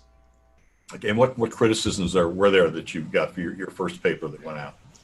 The main ones were statistical. So I felt a lot of obligation to get this information. Normally, I don't go through a preprint process. Normally, I just send it to a journal, which takes place behind a editorial shield. But I felt a very strong obligation to get information that we were learning about in Santa Clara out to the scientific communities, get this debate started. The scientific community, some folks found some statistical issues with the first version of the preprint, which we corrected in the second version. Okay. Did you do an article? Did you move on to a larger study in LA County? Yeah, we did. So we actually organized both roughly simultaneously, although LA County happened, I think, a week after the Santa Clara study. We used a very similar testing methodology and we found a result that was very similar in both Santa Clara and LA County. The LA County report, was that peer reviewed? Yes. Okay. And that's the one that was published in the Journal of American Medical Association? Yes. What did you find? Let me back up a minute. You mentioned putting your article out there on this preprint server. Has that gone on with a lot of the researchers under COVID in real time to try to share their research? Yeah, it's extraordinary. I think there's something on the order of 50,000 articles that have been published on COVID, and the preprints, there's even many, many more of those. I don't know. I mean, it's very difficult to keep track of every single article. Yesterday, one of the doctors testified that there was really not much out there written on coronavirus. Would you agree with that? That's an astonishingly wrong statement. I have never in my lifetime seen such sustained, focused work by scientists around the world on one topic before. The research output has been absolutely amazing. In just 6 months, 50,000 articles published is incredible. What did you find what was the conclusion of your peer-reviewed research in the Journal of American Medical Association? So the main conclusion was that there were somewhere on the order of 40 times more cases of people with evidence of having had COVID in Los Angeles County than you would glean from the case reports alone. That the prevalence, while not high, was about, I think it was on the order of, I don't remember the exact number, I think it was like 3 or 4%. 3 or 4% of the population had it. That was still many, many, many times more than the number of people who were being identified as cases. The disease was more widespread than we had realized in Los Angeles County. Okay. I guess my immediate reaction to that is that sounds like terrible news to hear that the disease is more widespread. Is that how the scientific community reacted to that? I mean, it's bad news in some sense. It's it's better not to have a disease than to have it, right? And having more people have it in some sense is bad news, but it's also good news in another sense.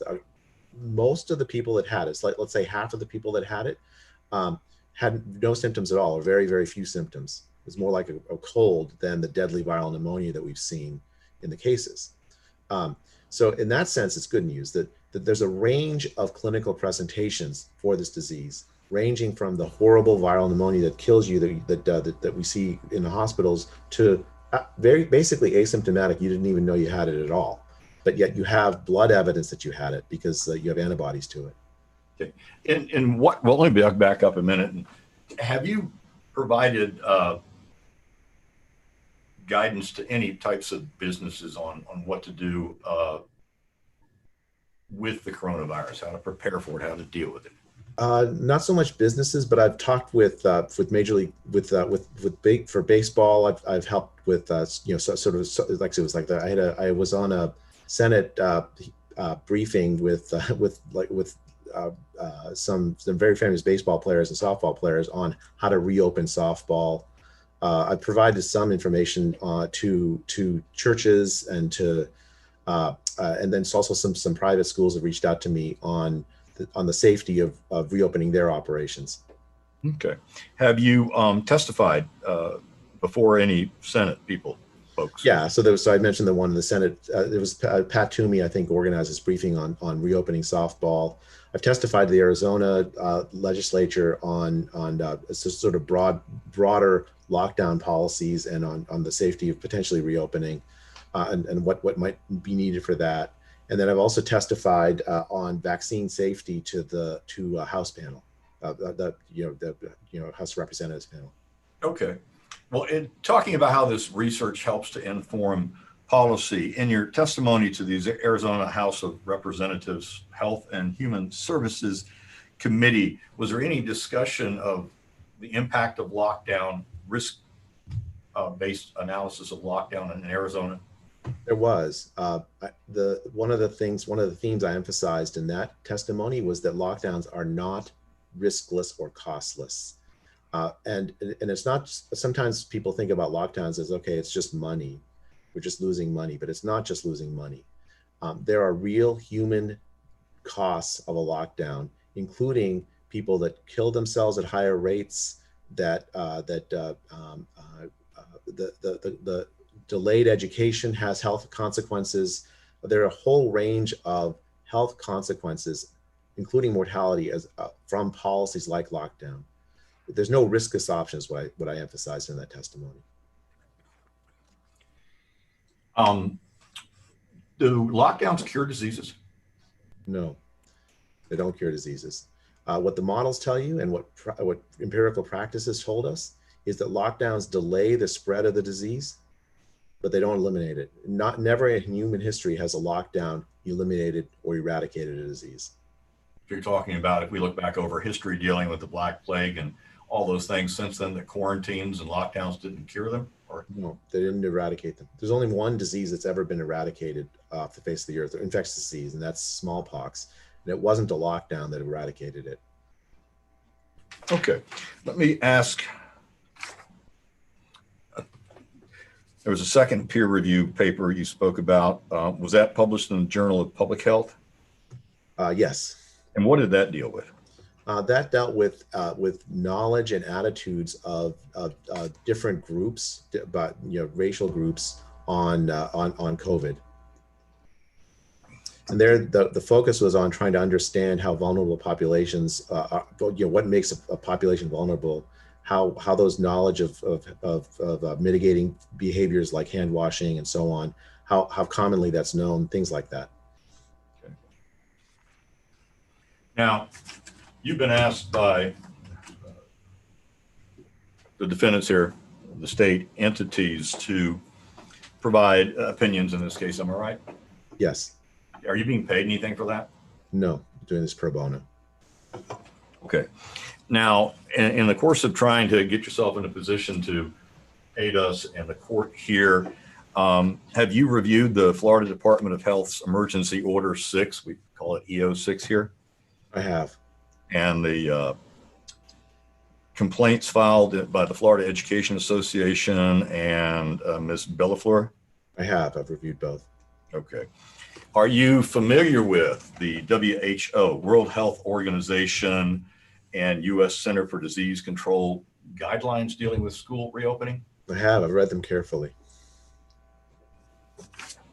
What else have you looked at and considered to be able to talk about the risks here of reopening schools?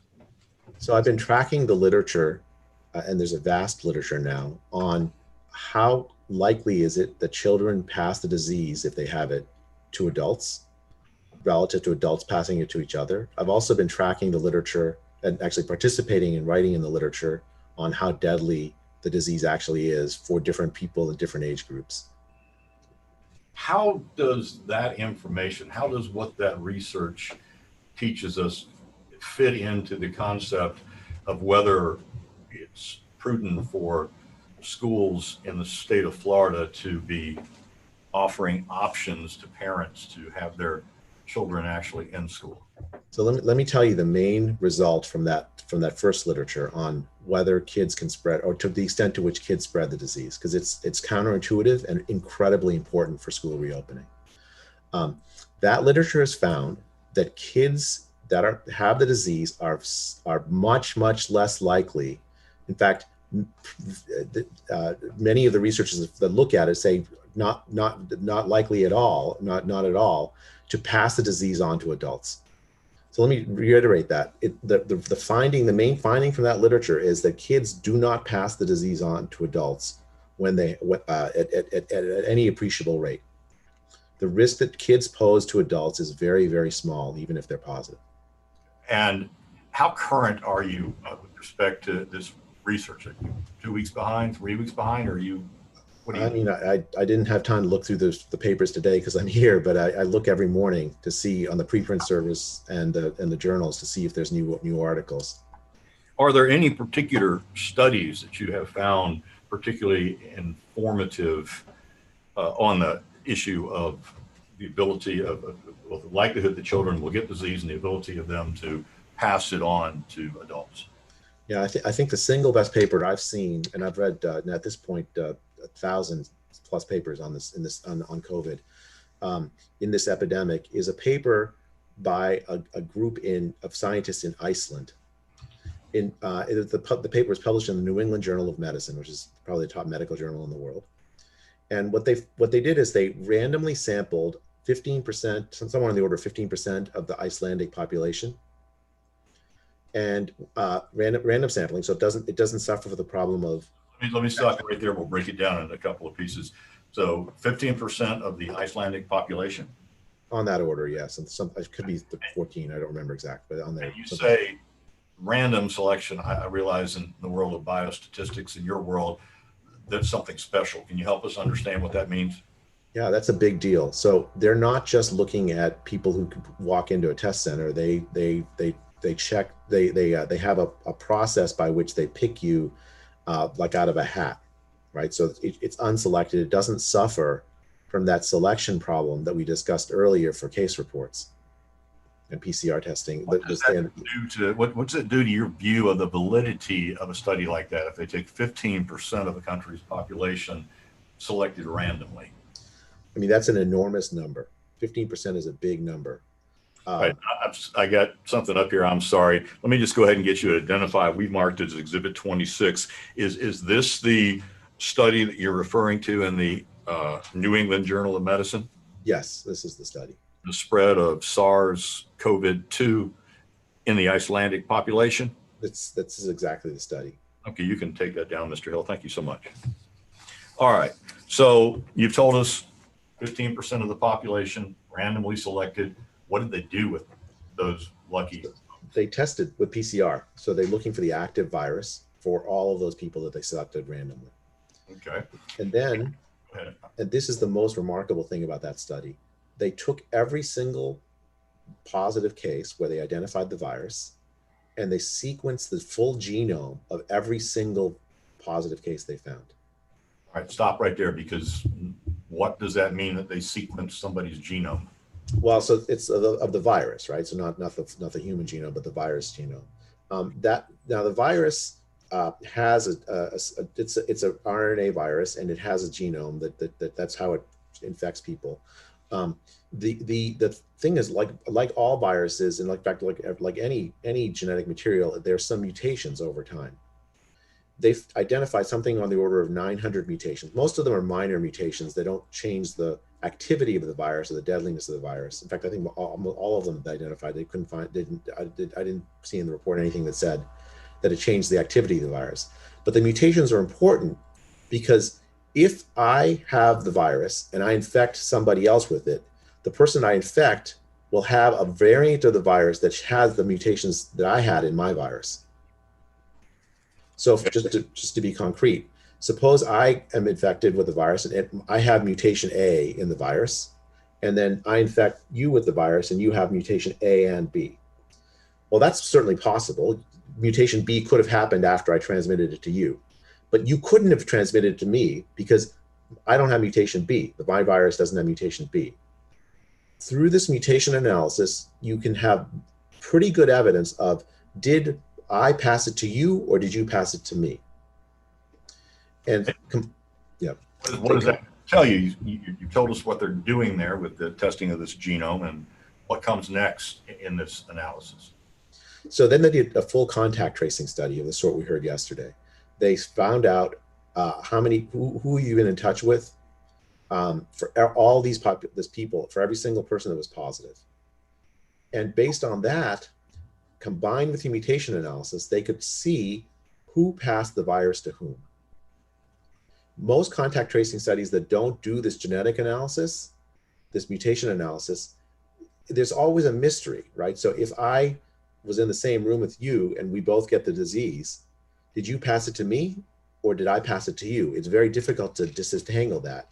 And in statistics, they're saying the correlation is not causation. The fact that we're in the same room together, that's correlation, right? The Say fact that in negligence cases too, causation and correlation are different. Yeah, I mean, I guess we all have that saying. It's not just statisticians, but it's so yeah. So I think the unique thing about this study is it teased apart the causation by using this genetic analysis to say, look, I passed the virus to you. You couldn't have passed it to me because you have mutation A and B, and I have mutation A. Okay, how does that help us, or how did anything in this Icelandic population help you in terms of whether children get sick or their ability to pass it on? That's the remarkable finding in this study, and utterly unexpected, I think, up to the time you saw it that came out. They found not one instance of a child passing the disease on to an adult in that study. Not one instance. Why do you say it was unexpected and remarkable with all your years and looking at this? Why was it that came out that way? The flu behaves very differently. Children pass the flu on to adults when they're sick. I mean, I have 3 children, and they're older now, but when they were younger, I spent a lot of time with colds. And I'm sure parents around the world can commiserate with me about this. Children pass on most viruses like this to adults and their parents and so on. This finding is utterly unexpected because this virus, in that sense, doesn't behave like our normal expectations for how other viruses behave in terms of children passing it on. There's another saying in medicine that children are not just little adults, that there's unique things about their sort of medical and health, how they react to challenges that aren't just like mini versions of adults. And I think this plays that out in a dramatic way. The children react differently, immunologically differently to this virus than adults do. Okay. How has the scientific community, the folks dealing with these COVID issues, reacted to what the folks from Iceland put together in the New England Journal of Medicine? Well, first, to get a paper published in the New England Journal is a great honor. I mean, it's one of the top medical journals in the world. So of course you can see that the scientific community responded by sort of putting that paper in there. That's a big deal. But even beyond that, on the basis of evidence like that, schools around the world have reopened. Okay, well, let's stop right there. So putting aside or trying to wrap up with the Icelandic research, what you take from it, scientific community's taking from it, is the children not spreading the disease. Well, children can spread the disease to other children. That can certainly happen. But children don't spread the disease to adults. That's the main conclusion. So, for instance, the danger that children pose to teachers is much less than you would expect if you had the mistaken impression that the kids spread the disease to adults at the same rate that they spread the flu, for instance. That's an incorrect finding given what we know in the scientific literature now. Let me stop you there. You I think earlier when we were talked about 2 things. One, that children don't get as sick and that they don't pass it on. Talk to us about why you would suggest to this court that the scientific data, the research on COVID, indicates that the children do not get as sick as adults do. So that's where the seroprevalence studies come in.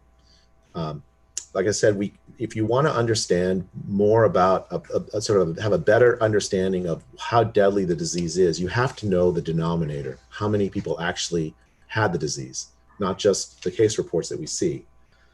From that evidence, what we found, and others, by the way, now it's not just my studies, there's I think 50 plus studies been preprint and published, and many more by public health agency around the world that have done seroprevalence studies that all find basically the same thing, which is that if you are under the age of 18, the mortality rate from getting infected is lower than the flu, somewhere on the order of 1 to 5 in 10,000. Did I just hear you say that scientific research indicates that the mortality rate of children who get COVID-19 is less than those that get the flu? That's correct. And that's been reported where, sir? In published literature, there's a preprint article by John Ioannidis, which I think I've shared with you all, that reports on this it's a meta-analysis. Meta-analysis is a summary of this literature, and that's what he finds. Hang on just 1 second, and I'll put up Exhibit 28. Is this what you're referring to, the infection fatality rate of COVID-19 inferred from seroprevalence data by John P. Ioannidis? Yeah, that's it. Okay, thank you. Who's he? So he's a professor of medicine here at Stanford University. He's an infectious disease doctor and probably one of the most highly cited scientists in the entire world. Okay, and when you say inferred from seroprevalence data, what does that mean? He looked at every single seroprevalence study that has a supporting scientific paper behind it. I think he's now found 40, 45, 46, 47 of them. And he's been updating them every time he finds a new one. He updates the paper to add it. Many of those studies, they look at mortality rate, not just overall, but by age. The striking finding there is that there are very, very few, that the mortality rate is very dependent on age. If you're over 70, the mortality rate is much higher than the flu. If you're under 18, it's lower than the flu. The infection fatality rate is not a constant. It depends on your age, your clinical circumstances, a whole host of things. But for kids, the risk of mortality from this disease is low relative to other risks that they face. In terms of policy decisions across the world, you talked about schools reopening after this information on kids not passing it and kids not getting as sick. Tell us about what you've researched and what you know about school openings across the world. Yeah, so there's a whole host of studies that have been done on this, both school openings and school closings. I think with the exception of one study, and we can talk about that study in a bit, the literature says that school openings and school closings have very little effect on community spread of the disease. What does that mean when you say that the opening doesn't have an impact, the closing doesn't impact? Flesh that out for us. So we want to understand what activities lead the disease to spread more than that, so that we can understand what activities are safer and what activities are less safe, right? So and we make decisions on the basis of that because we have to weigh the benefits of those activities. So for instance, we have to keep grocery stores open or else we won't have food. But we know it's risky to go to the grocery store because you're in close contact with a community that might have the disease. The question is, empirically, if I close a school, what effect will it have on the spread of the disease in the population? If I open a school, what effect will it have on disease spread in the population? So I could have an hypothesis and a null hypothesis on the other side, saying my hypothesis is that if I close schools in the state of Florida, that'll reduce community spread, and that would be a subject of research. And on the other side, if I open schools, it will increase community spread. Is that what you're talking about? That's exactly what I'm talking about, yeah. And what has the research shown with respect to, number one, the impact of closing down schools and what it does to community spread? Almost every study, again, with one exception we talk about in a bit, has found that the closing and opening schools has no appreciable change on the community spread of the disease. How do those studies come to that conclusion? What is it that they do to be able to say that, well, we looked and the schools were closed and we don't see the difference? How's that figured out? So the studies have a range of methodologies. Probably the most convincing ones are empirical studies, to me anyways, empirical studies that look and measure community spread before and after school closing decisions in local areas. and there are studies from around the world now about this, and they find no effect or very little effect, much less effect than, for instance, opening and closing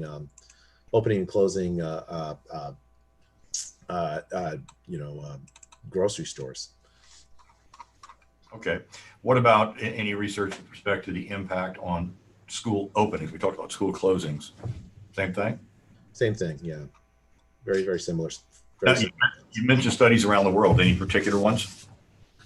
Oh, there's one, actually, I haven't seen the paper yet, but there was a report about this in the UK. It's sort of the largest one where they found very little effect. Finland and Sweden have done a comparative study where they found very little effect. Denmark, France, I think, I'm trying to remember exactly. I have it written up, but I can share that right up with you. But there's a whole host of studies from everywhere, or around a whole bunch of studies around the world that find this. And I can share all that information with you if you like. Fair enough. Let me ask you this. You said, I think twice now, there's an exception out there in the research or the papers. Can you tell us about that? Sure. There's a published paper in South Korea that looked at the school openings and closing in South Korea. It was a contact tracing study, actually. So this is the revision paper. Okay, so published. Well, we'll get you to we got it up a little bit quickly. So Exhibit 27, role of children in household transmission of COVID-19, is called a revision paper. What does that mean? Well, these scientists, they reanalyzed the data from the original paper and published essentially something that I'm calling it a revision paper, but it basically revised the conclusion of the original paper. Okay, well, let's drop that down. Yesterday, when Dr. Burke was talking about his opinions, I believe he mentioned South Korea and what the South Korean research suggested in supporting his view that schools should not open. Tell us about that research and the revision of it. Sure. So that South Korean study was interesting, actually. So what it did is it is a contact tracing study, not like Iceland where they tracked the genetics of the virus. They found all the people that were positive, selected through some process, and then they tracked the contacts of everybody. What was interesting and unique about that study was that they looked at the age distribution of the contacts and the age distribution of the people that they came in contact with, the original report suggested there's something called a secondary attack rate. So if I have the virus and I pass it to somebody else in a contact tracing study, that's a secondary attack.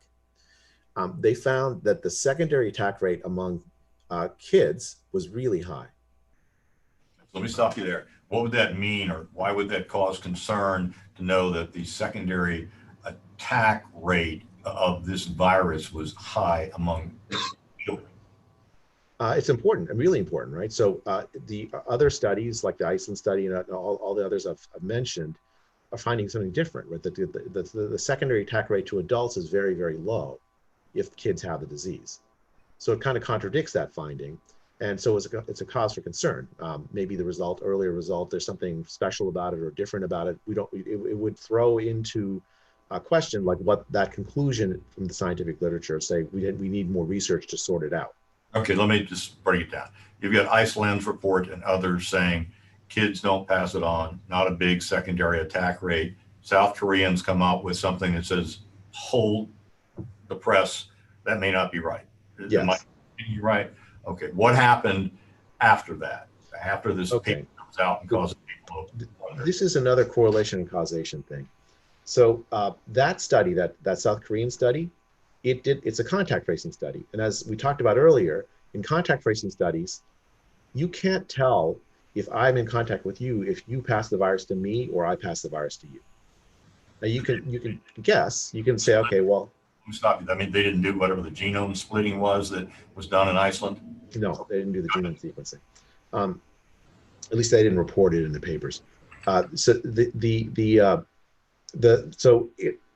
can't tell. Now you can try to guess. You can say, look, you got sick later than me, a couple of days later than me, so I probably passed it to you. But that's a guess.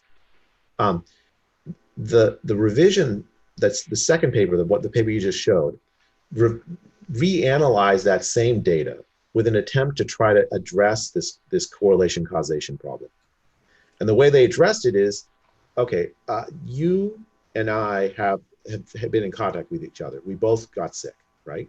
I don't know if I passed it to you or you passed it to me. But we both, my apology, Judge, we've also been in contact with you. Well, let's exclude all the data where there's a common contact that also is sick, because that screws up our ability to suss out who passed it to whom. So they removed all of the shared contact data, so where the causality is all messed up, and then they reanalyzed it to see, is there a higher secondary attack rate for children passing it to adults? And the answer is no. Let me say, these are the same scientists, not a new group of folks, kind of the same scientists looking at their data. I think there's some overlap in the group of scientists. Yeah, I don't know if it's exactly the same group, but yeah. Okay. And what was the conclusion when they reran the data? It's consistent with the rest of the literature, which is that children pass on the virus at much lower rates, maybe vanishingly zero rates to adults. Okay. Well, yesterday we also heard a couple of things. First, that these countries that have reopened schools all have a much lower rate of the disease than, say, the United States. Is that correct based on your review and your analysis? No. So for instance, Denmark opened up its schools when the case rates were higher than the United States. France is about to open up schools despite increasing cases on the basis of evidence, the source of evidence I've been describing. Also on the basis of the fact that closing schools down is harmful to children. So it's not true that countries around the world are looking at case rates or percent positivity or whatever to decide whether to open or close schools down. We also heard of something happening with the openings of schools in Israel, and an argument that the example of what happened there in Israel would teach anyone and everyone that no, you can't open schools at this point in time, particularly, for example, in the state of Florida. What can you tell us about that? Sure. So there's a lot of news reports about that. I've not been able to find like a published paper on this, but it's possible I missed it, but I don't think so. But the news report suggests is very interesting, and actually it's instructive and important. So in Israel, there's, I think, something on the order of 5,000 schools. A few of those schools, maybe 2 or 3 of those schools, during a heat wave, what they did, their schools class sizes are on the order of 38 to 40, in crowded classrooms in these schools. During a heat wave, they closed the windows. They told students and faculty that they didn't have to wear masks at all in these crowded settings. There was no social distancing at all, not 3 feet, not 6 feet. And they turned on this recircle air conditioning system. And they also didn't tell teachers who were sick not to come in.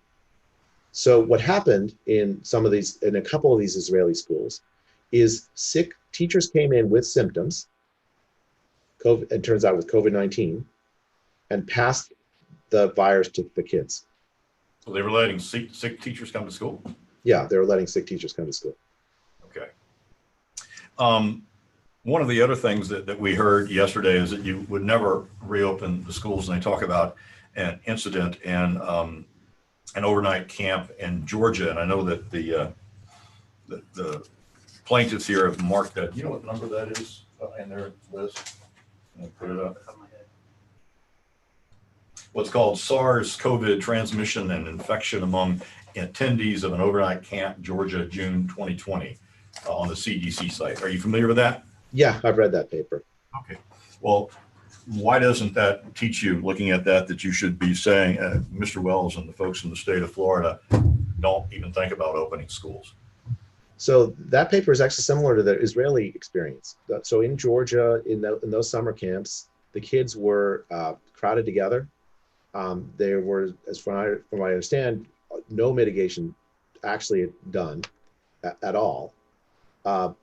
the reports actually, and you can see in the report itself, they say in the limitation section, they can't exclude that the kids arrived at the camp with the disease, and they can't exclude that some of the kids got it after. It's one of those studies where we don't know who spread the disease to whom. We do know the disease spread in a setting where there was no mitigation taken at all. They were singing loudly, and they're doing summer camp activities, right? This is an overnight camp. Yeah, I think they were sleeping in relatively crowded cabins next to each other. So there was continuous exposure to each other in settings where there was very little thought to safety, I think. Okay. Let's move to a little bit of a different subject here. There was testimony yesterday that there is a universally acknowledged standard that you would not open a school under any circumstances where there's a 5% or higher positive viral rate. First of all, what does that mean when we say 5% positive viral rate? Right. So every day, in basically every state in the country, you'll see this on public health websites. They'll say, okay, yesterday we tested 1,000 people, and 50 of them were positive. Okay. 50 over 1,000. That's, if I'm doing the math right, 5%. So 5% were positive. All right. Is there a universal standard that you're aware of that says thou shalt not open schools if there is a positive rate of 5% or greater? No, there's not such a standard. It's not in the CDC guidelines. It's not in the World Health Organization guidelines. It is nowhere. Let's take it one at a time. So you said it's not in the World Health Organization guideline? No. It's not in the CDC guideline? No. Well, are you familiar with, and it's in the plaintiff's documents, it's their exhibit number 7, a transcript of a series of interviews of folks from the CDC that discusses 5%. Yeah, so I read that in preparation for this. I hadn't seen it prior to my preparation for this, but yeah, I've seen that. It looks like it was a press conference with Dr. Redfield, who's the head of the CDC. Well, let's bring that up if we can. Mr. Hill, explain this exhibit 7. You don't have it.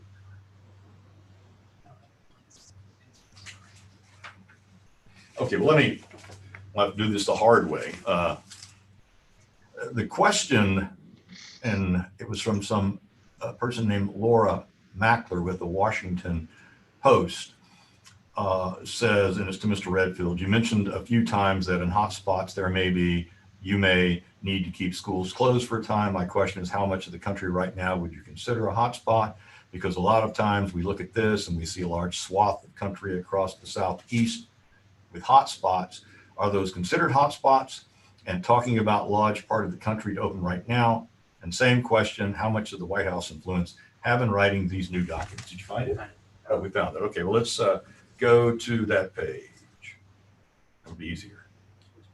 It's it's 4 of 6.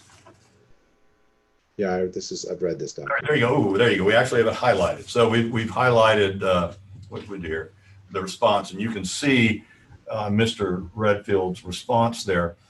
Do you consider that to be the formal policy of the CDC? It's not the formal policy of the CDC. The CDC has issued explicit guidance on school considerations for school opening. If you read through that document in the official CDC policy, you'll find nowhere that 5% number. Even in this setting where Dr. Redfield is talking about 5% as a rough rule of thumb, he also talks about 10% as a rough rule of thumb. Well, let me stop you. CDC, we know, because it's been put in the record here, has guidelines for opening K through 12. Do those guidelines say 5% in there anywhere? No, they do not. World Health Organization, does it say 5% in their guidelines? No, it does not. All right, so we've got Mr. Redfield answering these questions. When you look at the hot spots, I think most of us right now are looking where the percent positivity rate within the community is greater than 5%. And a lot of the times the maps you see aren't granular, and goes on. Let me go down to the bottom where he says,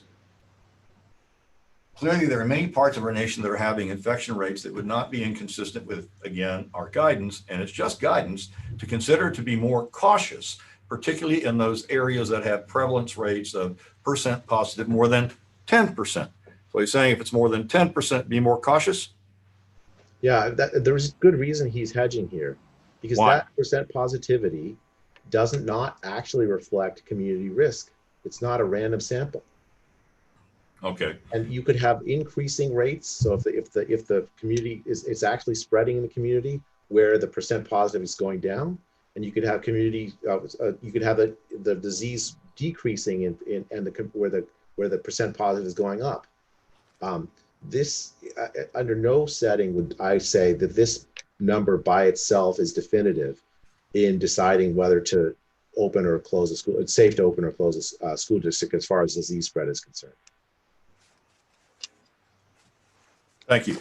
And just to be clear, there are formal guidelines that have been issued over the last 3 months, multiple times by the CDC. Do any of those formal guidelines say thou shalt not open if it's over 5%? No, none of them say that. And in fact, quite the opposite. What the formal guidelines say over and over again is that it's unsafe not to open schools, and you better have a really good reason not to do it. Because well, what's your understanding of the concept of why it would be unsafe to not open schools? School is obviously it's a fantastic is necessary for your education. That we all know that it's a great investment in our kids.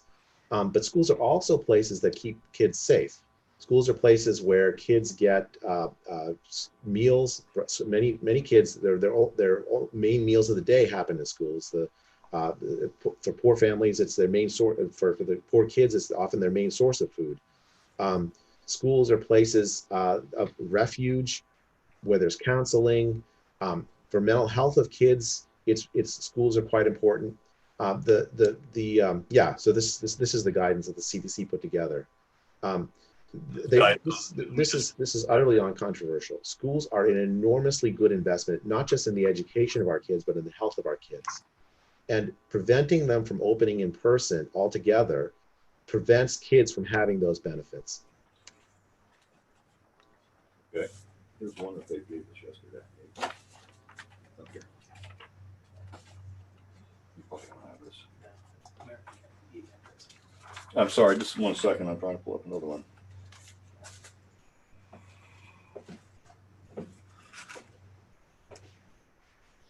Yeah, the one you just showed is actually a fantastic document that describes many of those benefits from going to school. And I don't think it should be controversial among any of us in this room that schools are a great investment for kids, the health of our kids, as well as the education of our kids.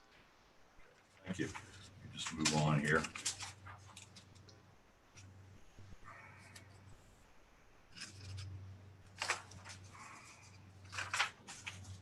You've considered the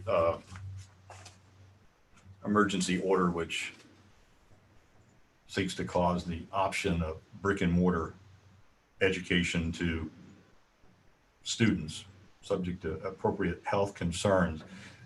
Do you find any concern with that order in terms of the spread of COVID, your view as an epidemiologist? Well, I mean, I think it's the same kind of concern I would have with opening essential businesses, right? The teachers, I mean, can spread the disease to each other, and the teachers can spread the disease to kids. That can happen if appropriate mitigation isn't taken. And what are the types of mitigations that one, well, you're familiar with what the CDC talks about in terms of good practices for schools opening. What are some of those mitigating practices? So like hand washing, social distancing when feasible. If not feasible, then masks and other mechanisms to sort of reduce the spread, stuff that we've all become all too familiar with in the last few months.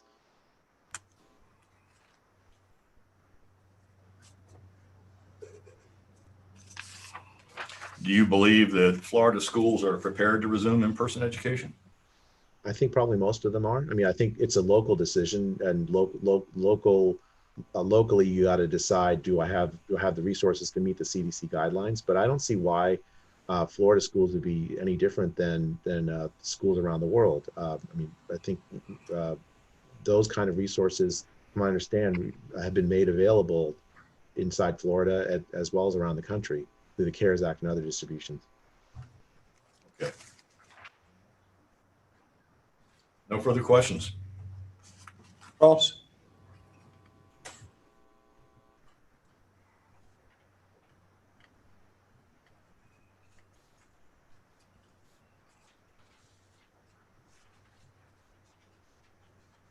You're muted, Jacob. Thank you. Dr. Pillow, I'm Jacob Stewart. I represent some of the plaintiffs in this matter. First and foremost, your curriculum vitae, going through it, I want to ask you, after medical school, did you ever complete an internship or residency? No, I don't. I do research full time. Okay. So it's fair to say that in part of your research, you've never treated any patient formally in your entire career. Is that right? In medical school, I did, but no, I do research full time. Have you ever treated anyone with COVID-19? I don't treat patients. I do research full time. Okay. Stanford, but before we get to some questions I have, your school that you teach at, the freshman class at Stanford University, they're not being allowed to come for in-person teaching, are they? Nope. And what about the sophomore class? Are they allowed to come back for in-person teaching at Stanford University? Nope. I think that's a mistake, but yeah, that's the policy. Okay. I want to go back to some of these issues you talked about that are pretty important. The first is this. You mentioned before you have this incredible different array of different things in economics and stats. But the three papers you mentioned that you have, or two papers you mentioned that are peer reviewed, you've done of COVID-19. Is that correct? Yeah. And you had the Wall Street Journal article back on March 24th, 2020. Is that right? Yeah. I've had other op-eds as well. Okay. And you said you have 4 peer review articles that are, I guess. Well, the articles I've written that are in peer review right now. Since March 9th, when Santa Clara went on lockdown, as you mentioned, you said your sole focus has been the actual COVID-19 and the study of that. Is that right? Yeah. And you said, in fact, when you were speaking to Mr. Wells, that you've never seen this type of shared effort by the scientific community and research in regard to one pathogen or disease. Is that right? That's right. And is that because the scientific community, including yourself, are deeply concerned about the effects of this pandemic resulted by COVID-19? Yeah, that's right. That's why. I don't think I will ever work on more, at least I hope I never work on a more deadly deadly epidemic in my lifetime. Before we get into the science and the different studies and 5% and all this, I want to talk to you about something that you ended with Mr. Wells. You mentioned before that presuming we have the right conditions, there has to be proper mitigation that occurs in each school for children to be safe there and teachers to be safe there. Is that correct? I think some mitigation is absolutely necessary. Yeah. When I was writing down what you were saying, I mean, do you have, based upon your research that you've done, do you believe that children and teachers should be in masks while in school? So that varies around the world. So for instance, in the UK, they're not requiring masks. In many places they have masks and many places they don't. I think it depends on how much physical distancing is possible, a whole range of things. Mask is one tool one might use alongside other tools, depending on the context. That's why I emphasize local. And that's what the CDC guidelines say too. You have to take into account the local context. What if a local government can't provide all the mitigation factors? Should a school open? And again, you have to take into account the harms from not opening, right? So if in that area there's a lot of kids with school breakfast and school lunch that are going to have trouble eating as a result of schools closed, if there's the high suicide rates in those counties or in those areas, I mean, I would argue you need to take into account the entire context, not just simply COVID.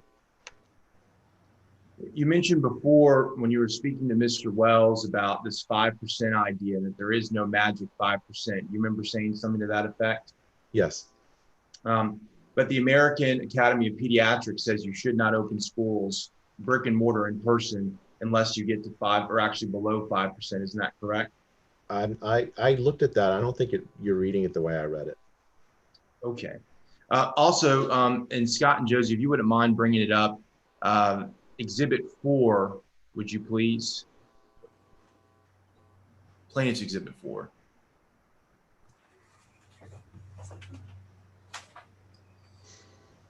WHF, okay. And, Your Honor, this is Plaintiff's Exhibit 4. This is the World Health Organization formal guidelines saying 5% is the, hold on one second, just lost my notes. That this actually saying that there needs to be a 5% positivity rate for 2 weeks as a benchmark to determine if the epidemic is controlled. Doctor, are you familiar with this report? I think this was early on. They revised this, I understand. I'm asking, are you familiar with this report? Yeah, I've seen this. All right. And are you aware of any report by the World Health Organization that undermines or contradicts this statement? I mean, this is a statement not about opening schools, but about measuring the effective reproduction number and whether testing, saying whether an area is an area of concern or not concern. Okay. It's one piece of data that you should account for, but it's not a definitive. I don't read this document the way you're reading it. Fair enough. We can take it off, Scott or Josie. Going back to your discussion about this Iceland study, the study was conducted on the group of people in Iceland on April 4th, 2020. Is that correct? I don't remember the exact date, but that sounds right. Okay. And you mentioned before that studies, and I thought it was very humble of you, that you can be wrong in your thought process like any person in the scientific community, right? You may think something and it's proven by science to be wrong or incorrect. Is that right? Yes. And part of what's important, especially in a pandemic where we have virtually the global scientific community working together, is that every week or every day, as you said, there could be a new study that comes out or new data that could change our perspective on what to do. Is that right? Yeah, absolutely. So go ahead. I mean, interrupt. Yeah, I mean, I've learned a lot from my fellow scientists on this over the course of the epidemic. So going back, would you say that the status of the virus on April 4th in 2020 in Iceland is different than what's going on in Florida today in August of 2020? Yeah, I mean, in one sense, I mean, obviously Iceland is not Florida. Those are two different populations.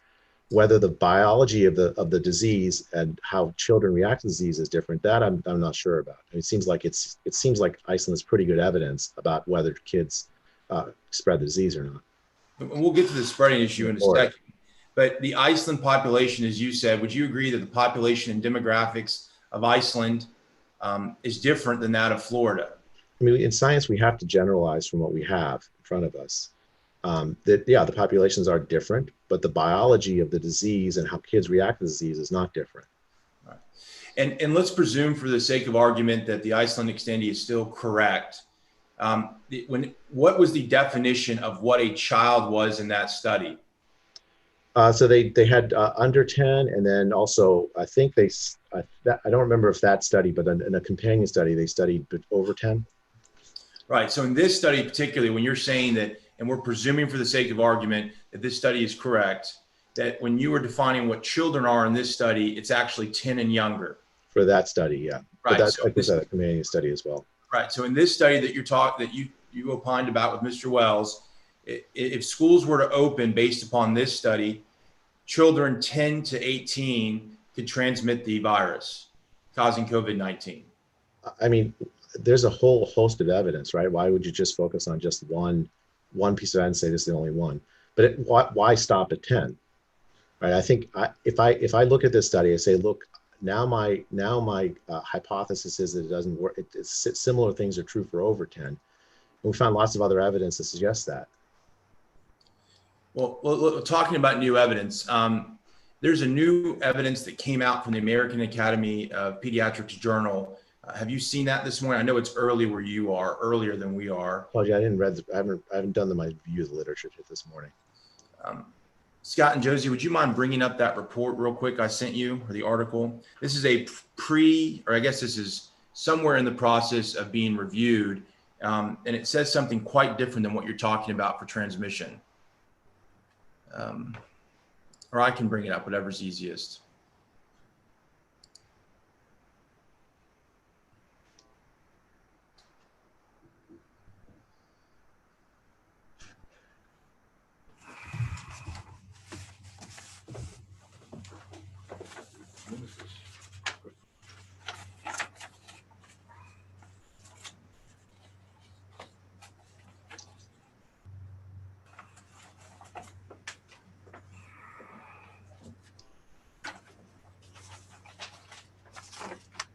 I'm happy to bring it up. Hold on a second. Sorry, we're having a technology is far from perfect.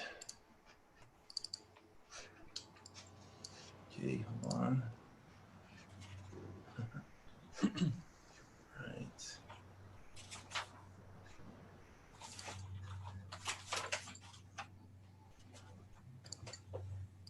Judge, if you would allow me to share my screen, I would be much appreciated.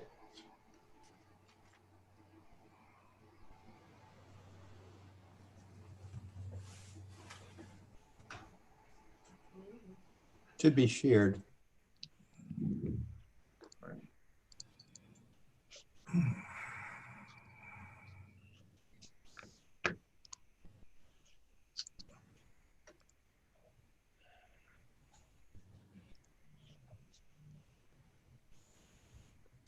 Okay.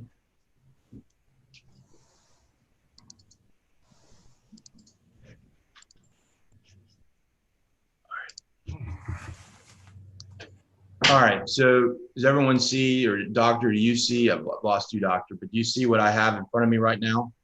Do. And is it my understanding that you're not familiar with this article that came out or was accepted on August 13th and originally received by the Journal of Pediatrics on July 29th? Yes. I wouldn't be, because this doesn't look like a preprint. This was a journal article, right? Yes. I haven't seen this journal article. I don't think it's been published yet. Or if it has, it's just very, very recent, like within the last couple of days. Judge, what I'd like to do, if we could, because this article I think is going to be critical, as I'd ask that we could take our lunch break now to allow him to review this, and then we could come back and begin testimony when you deem it appropriate, Judge. How long do you think we need to take, Mr. Stewart? I think 30 minutes like yesterday for a lunch break is appropriate, Judge. All right. All right, let's go ahead and take our lunch break. It's now 11:44. We'll reconvene at 12:15. So court will be a recess until 12:15. Mr. Stewart, do I have this article, or if not, can you send it? I just got it. I'm going to send it to you right now. Yeah, because I've not seen it either. Thank you. Yep.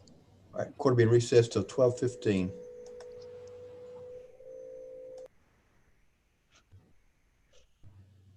Oh, let's go ahead. Where'd my mouse go? Here we are.